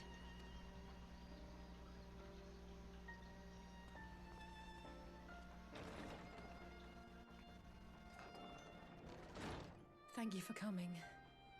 Knowing Thancred, he would apologize for being otherwise engaged at so crucial a juncture. In gifting us a course of action, Thancred sowed the seed of all that is to follow. We have but to nurture it as best we can. To him, I would say, rest easy, that he may wake to enjoy the fruits of our labors. Now, the matter of the mysterious voice must not be forgotten. Will you tell me exactly what happened? Alize and I heard a voice in the moments before Thancred collapsed. It was accompanied by a severe headache. as if something were clutching at our minds. Did you experience the same thing?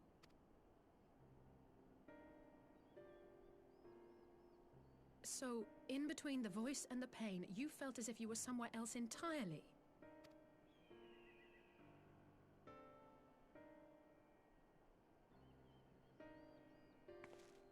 Your testimony confirms my suspicion.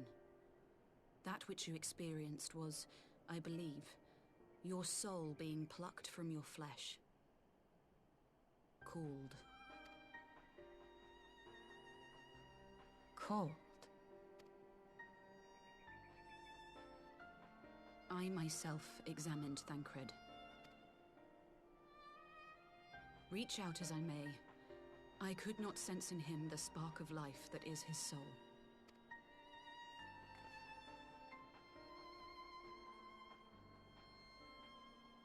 That Thancred alone was stricken so is likely due to his heightened sensitivity to the effects of ether, a consequence of his prior possession by the Ascian Lahabrea. The owner of the voice, whoever it may be, reached out to you, called your souls, and in so doing, caused you and yours such pain. But if that's true, where exactly are we being called to? I know not. Yet one thing is plain. Whoever waits for you on the other side is possessed of a power unlike any I have ever known.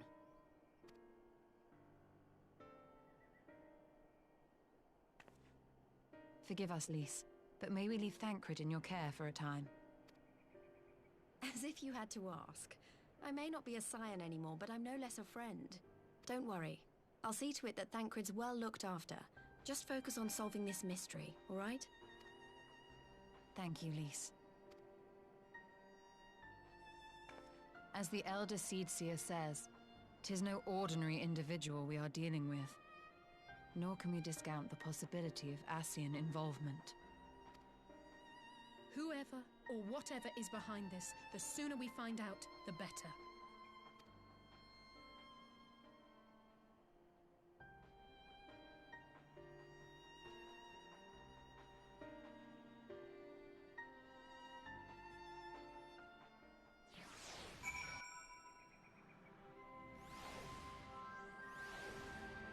Oh, Jesus.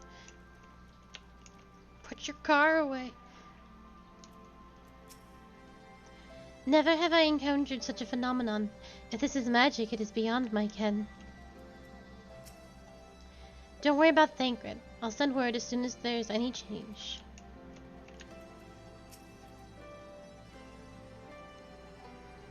If the Ascians are indeed responsible, we must take steps to protect ourselves, though I don't know how. I tried to call Urianger on his link pearl. He didn't respond, but I dare to hope that he possesses some knowledge we do not. Oh, Urianger! Something happened during the meeting. Thancred's collapsed. A disembodied voice suddenly started... What? But that's... We should talk about this in person. Alright, we'll meet you there. That was Urianger. He heard the voice too. In Thanalan? As if we were alone afflicted in the meeting, I had my suspicions, but if the voice also spoke to Urianger, there can be little doubt. The Scions were targeted specifically. By whom and to what end is the question, one to which we must find an answer with all possible haste.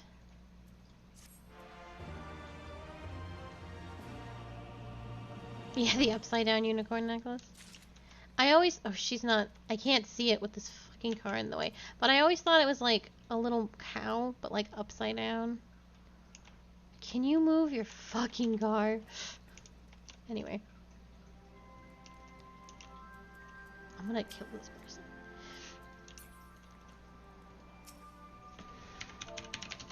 Stop. I always thought it was like a cow with the big snoot. And then the head, and it's got like little horns.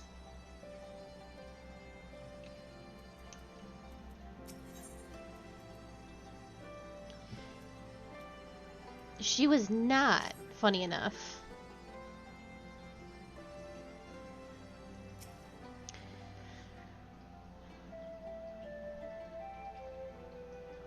It actually... I do know why, but I cannot tell you.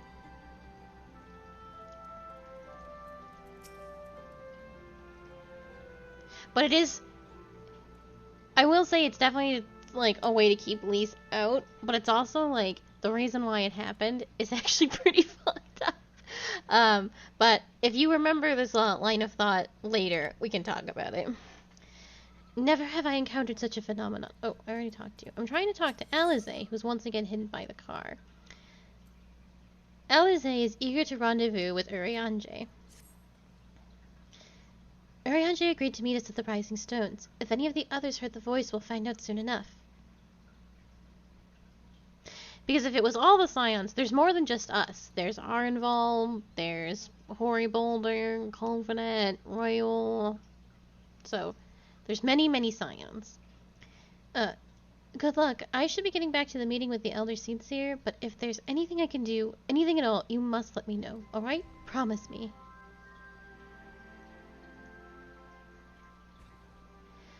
Good luck. I should get back to the meeting with the Elder Seedseer, but if there's anything I can do, anything at all, you must let me know, alright? Promise me.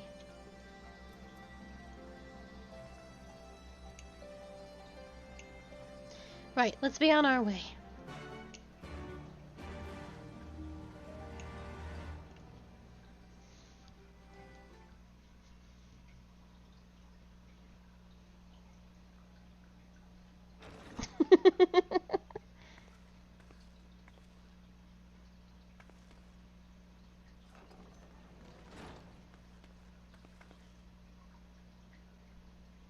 Urianger! God, it's good to see you. Would that our meeting were under happier circumstances. I judged the voice sufficient cause for concern even before you sent word of its effect on our comrade.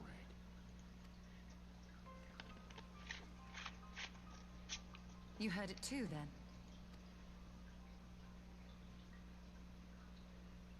Aye. And all but certainly at the selfsame instant. Alas, pained as I was, I could make little sense of what few words did then reach mine ears.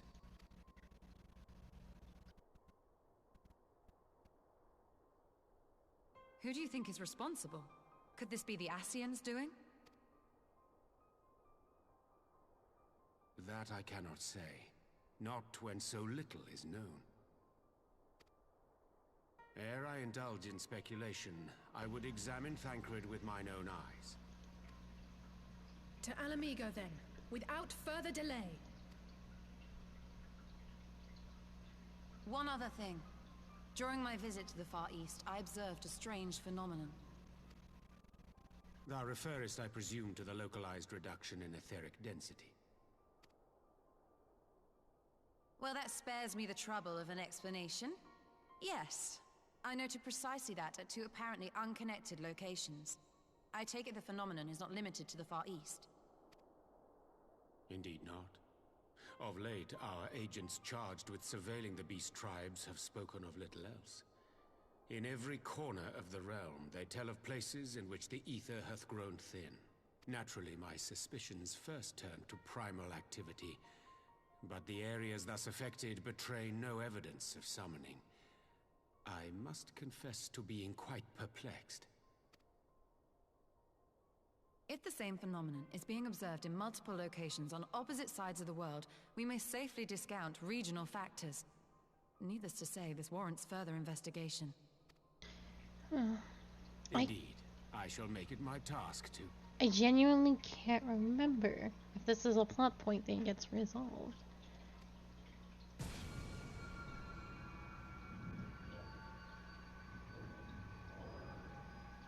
Voice.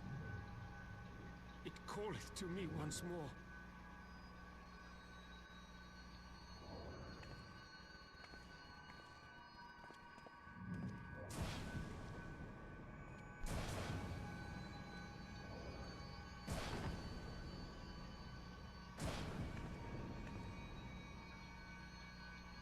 I hear it too.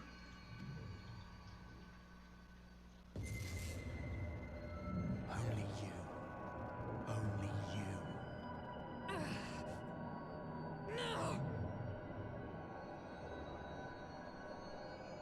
Y'shtola! Urianger! Throw wide the gates.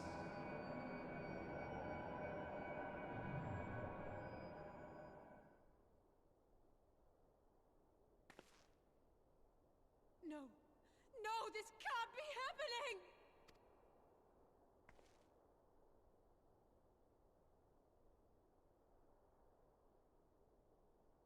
Y'shtola! Urianger! Open your eyes! Open your eyes, I beg you! Say something! Anything! Not again. Please, not again.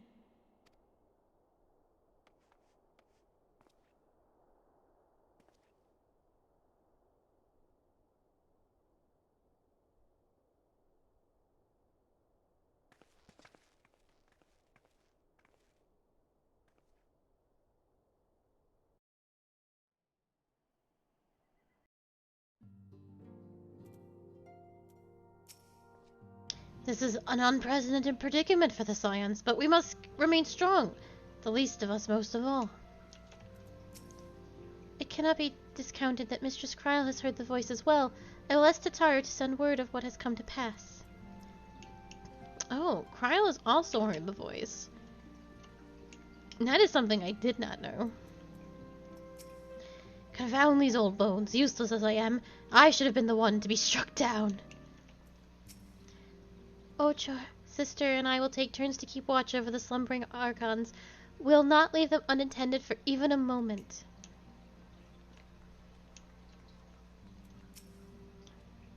Didn't the self-same thing happen to Thancred? Who's bloody next?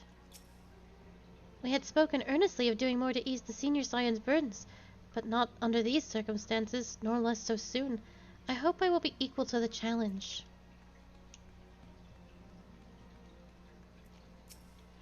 As a mage, I have some few scholarly acquaintances of my own, and will reach out to them for their insights. It may not be much, but 'tis my own little way of aiding Mistress Alice. You also have to believe it's fair to assume that Alphino is also hearing the voice, while with all those Garleans.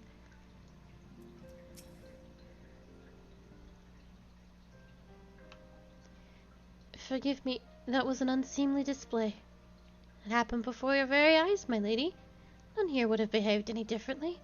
We have borne the two of them to a private chamber. But tell me, is it true that Master Thancred languishes in a like state in Alamigo? I'm afraid so. Though given the circumstances, it would seem best to observe them together. I will send word to Lys that he should be brought here.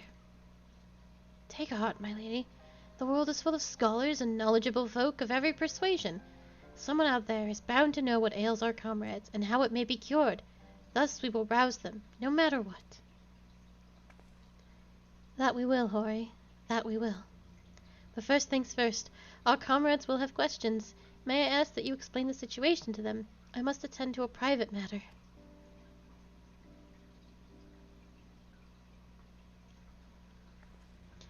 Oh, I promised I'd visit someone in Limsa Lominsa. He's been waiting at Maelstrom Command for a while now. You know, you should come along too. I think he'd be glad to see you.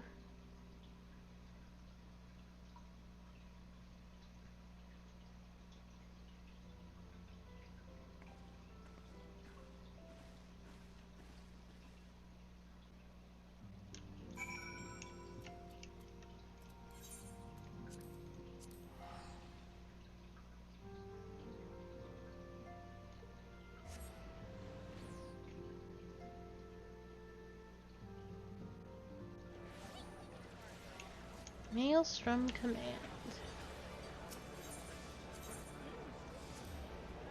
It's such a pain in the ass to get to Maelstrom Command. I have to hit a whole extra button. I can just walk to the other two.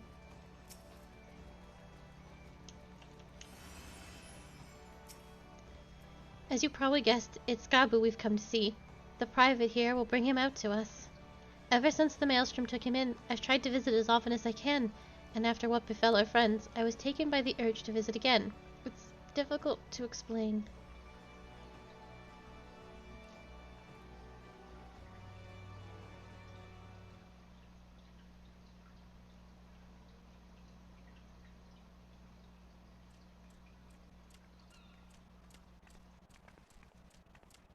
Here he is, my lady.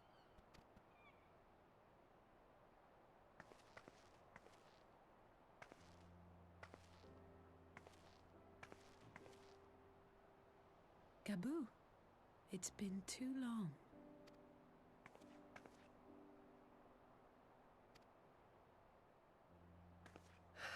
I'm afraid there's been no change. If he can see or hear us, he has given no sign. I see. You're still fighting. I'm proud of you.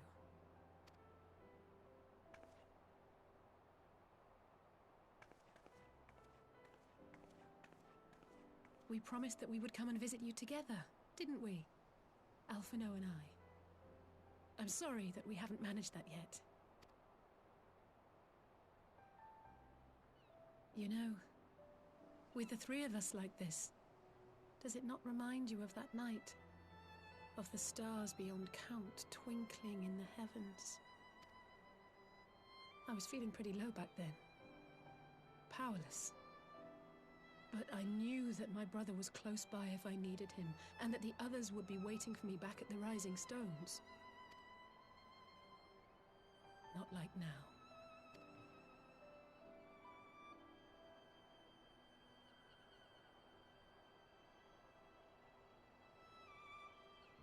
I've seen my share of trouble since coming to Eorzea. Been reminded again and again of my limitations, of how little I can change about this world. And I've come to know the sorrow of parting all too well.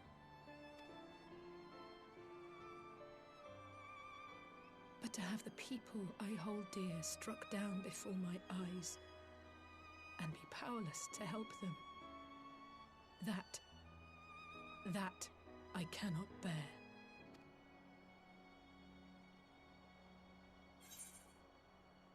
You don't have to bear this burden alone.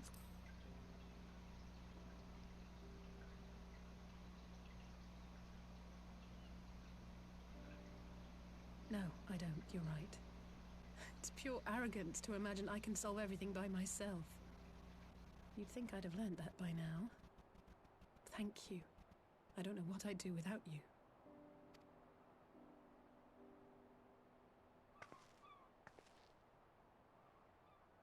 Well, that's more than enough brooding for one day. Come on. We have friends to save.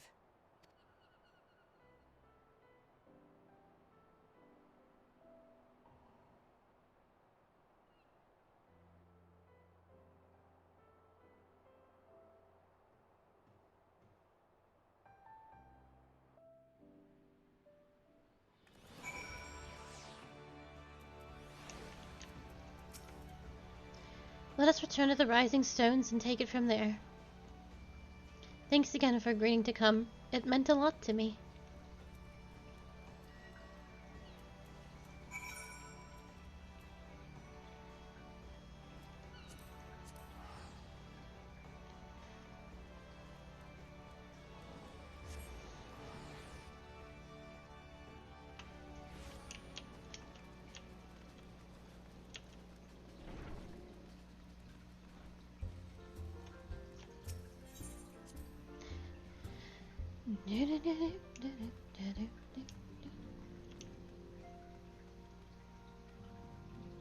Horia Boulder's in a different spot, so he probably has new information. We Scions can still perform our duty. We Scions who can still perform our duty must take out the burden of our comrades who cannot. We will continue to watch over the beast tribes and do whatever else may be required of us.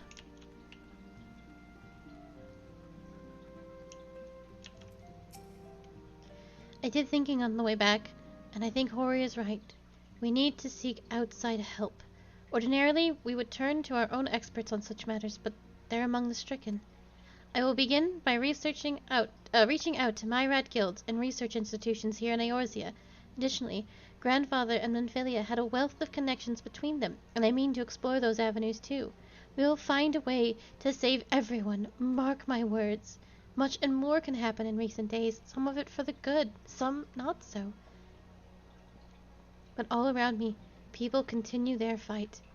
From the shinobi who search for Alphino to the Alliance members who make ready to move against the Empire, they march on in the face of great adversity, bearing heavy burdens.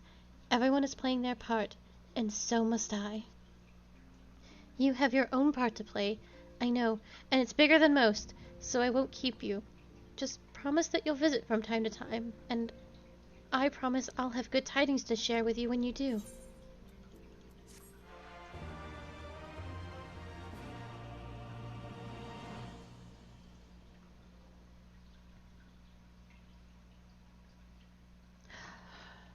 I'm so excited. It's time! It's finally time! It's time for a boy!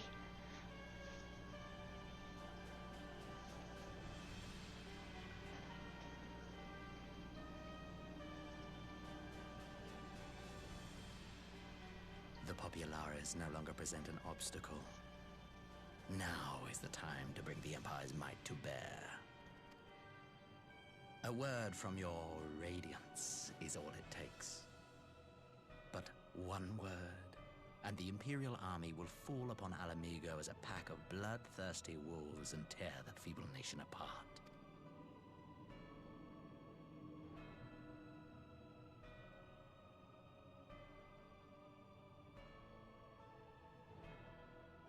Have you no words for me? Despite the lengths I go to, an emissary playing the part of a fool. What was your question?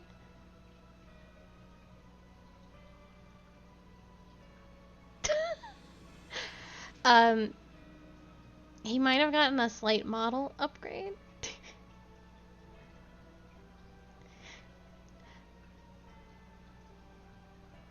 It looks like stiff spaghetti, like when you pull it out of the box.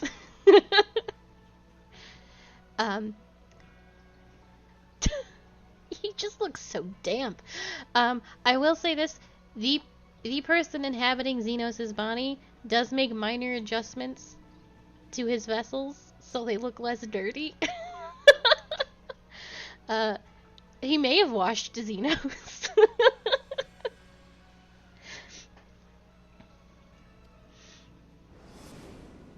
When first I took this face, I swore to use all of my knowledge, all of my power, to further the cause of the Empire. My deeds stand testament to my commitment. And with this adamant flesh at my disposal, I could destroy the Icon Slayer as easily as one might swat a fly. Why do you hesitate?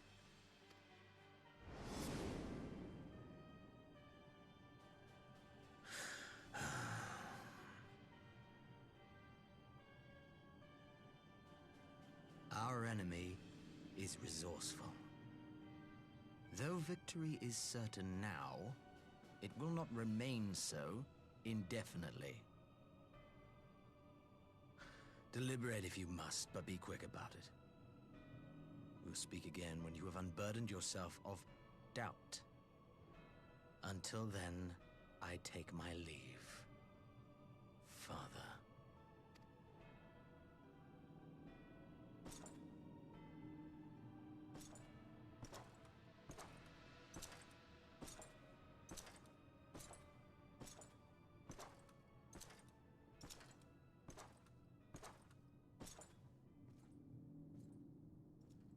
I should be the one to sigh.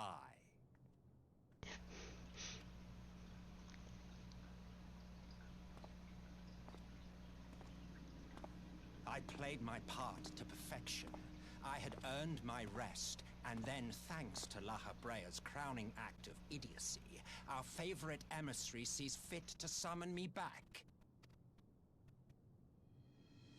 Elidibus was ever a warrior. A most tiresome trait, would you not agree?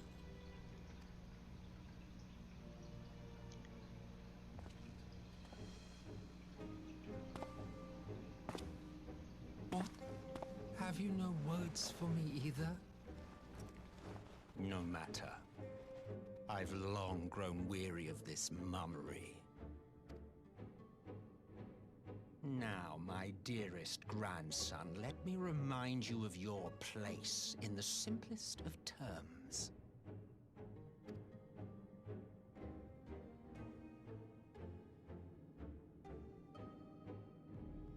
You do not make judgments, you administer them. Swiftly and to the letter. Naught else is your concern. Elidibus may be an insufferable bore, but he is no fool. His choices as emissary seldom err.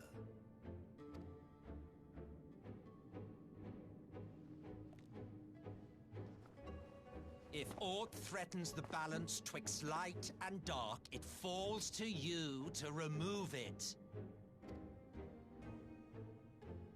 Be it by your own hands or by your armies, you have ample means at your disposal.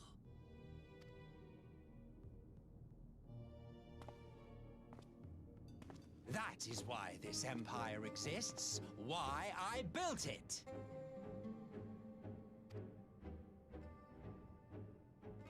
Oh dear, have I touched a nerve?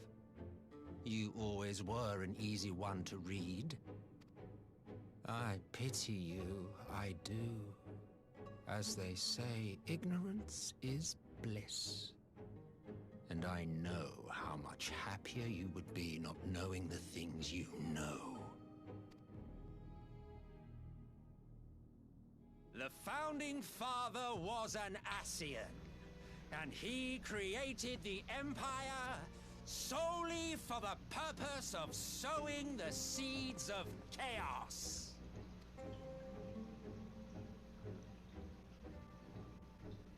Don't take it personally.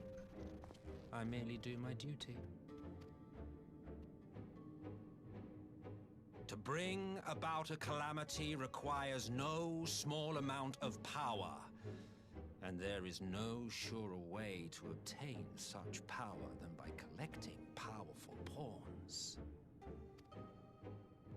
To that end, I have labored long and hard, and I must say I am quite pleased with my handiwork, paltry though it seems in comparison to Alag.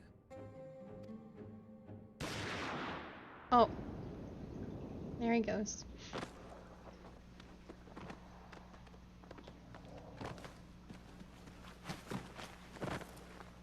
You fiends are overfond of your own voices.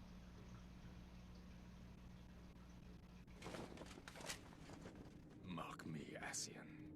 Man is the master of his own destiny.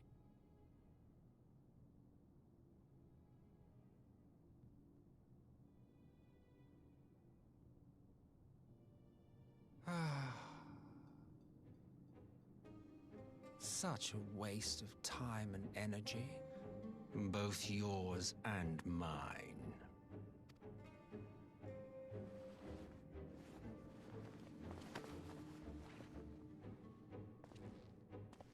Lest you forget you are Emperor now. If you wish to spout drivel about man's destiny, save it for the masses. It will serve to give them a sense of purpose, and you pliant pieces for the game.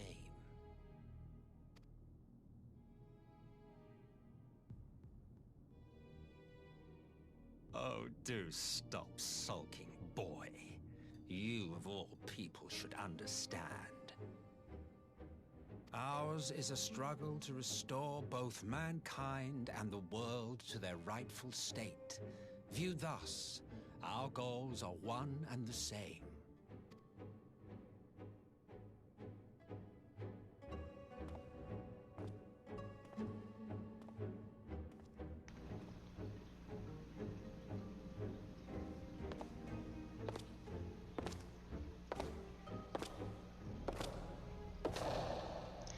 I love that man.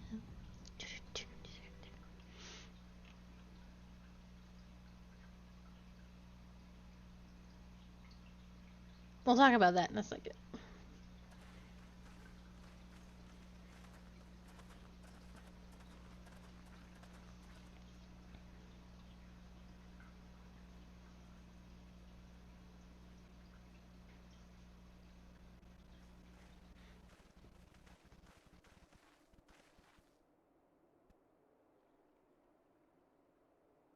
What in the world?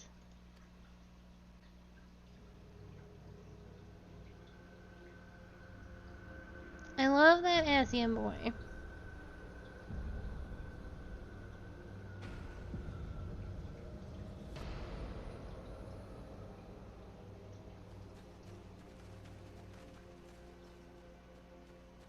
I think this was a village of Duskwights. Dead. All dead. Yet I see no wounds nor any evidence of battle.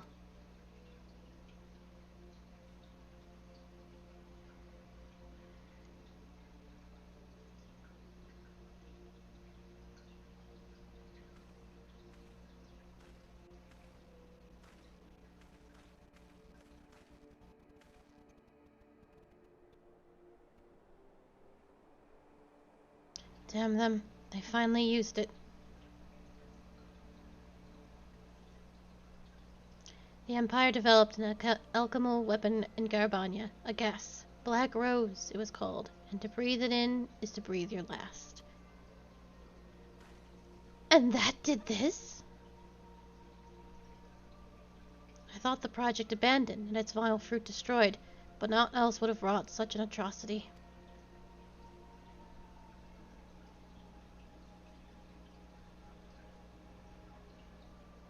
Fools. What do they hope to gain with this butchery? Can they not see a rule won through terror will not endure? How many more provinces must they lose?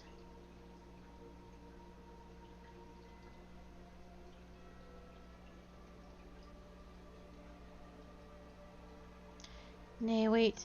This is not the work of men, but monsters. The Asians.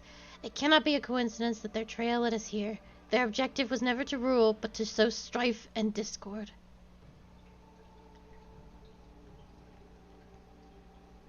Such a crime does indeed bear the mark of the bringers of chaos. Black Rose cannot be allowed to kill again. We must find the Asians and put an end to their plot.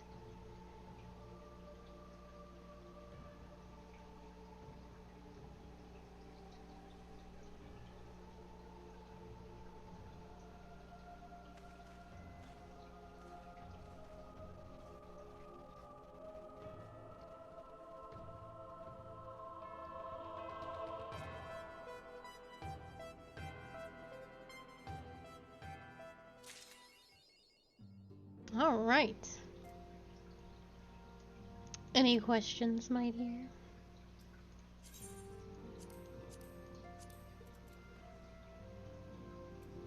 Oh, they're probably left behind. They're fine. They may have very well gone on their way to Garlemald, and then Alphino stayed with the others. But I'm not 100% sure. I know they're fine though. Because we will see Maximus again.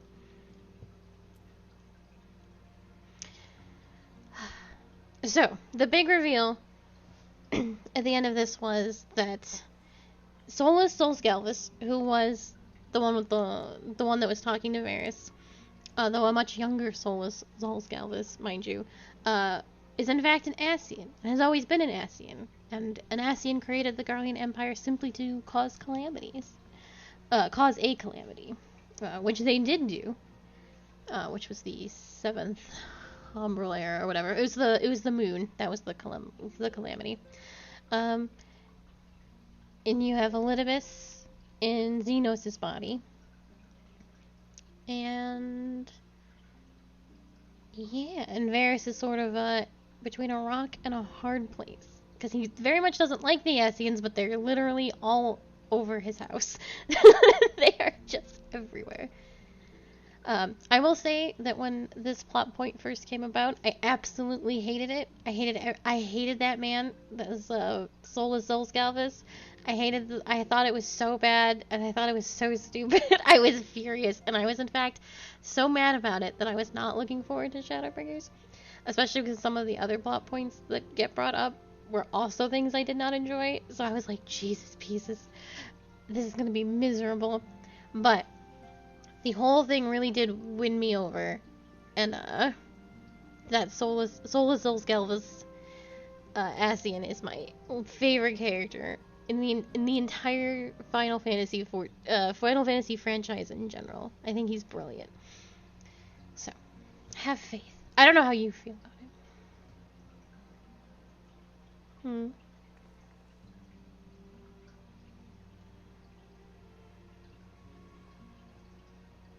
It's just Solus Galvus right now.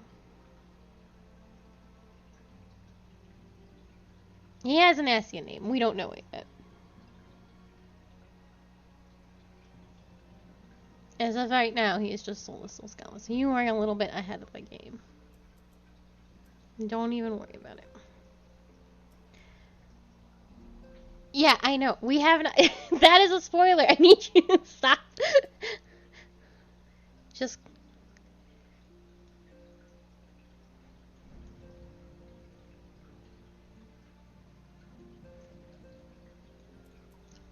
He's not a guardian. He's an Ascian. Yes. He is an Ascian in possession of a human. Yes. Yes. He is he is by all rights and everything. He possessed that human. I wonder how much I can say that's not a spoiler. We don't know the exact time the actual man Solus Galvus was possessed. But you can believe it was pretty early in his history, and he was snatched at a young age because Solus Galvus was a very well-known legatus, and a legatus that rose to fame through his deeds and then became dictator. And then that dictator, Solus Galvus, then eventually named himself emperor and created what we have today. Because ages are all kind of smushed for Solus in particular, he was probably possessed while he was a legatus, and that's how he became famous, through the deeds of the Ascian. But there's no exact timeline on it. But yes, as of right now, we only know that Ascian as Solus Galvus, the emperor of the Garlean Empire. Has been him the whole time. Is good. But I believe, do you have any more do you have any more questions that aren't trying to pull a spoiler out of this whole situation?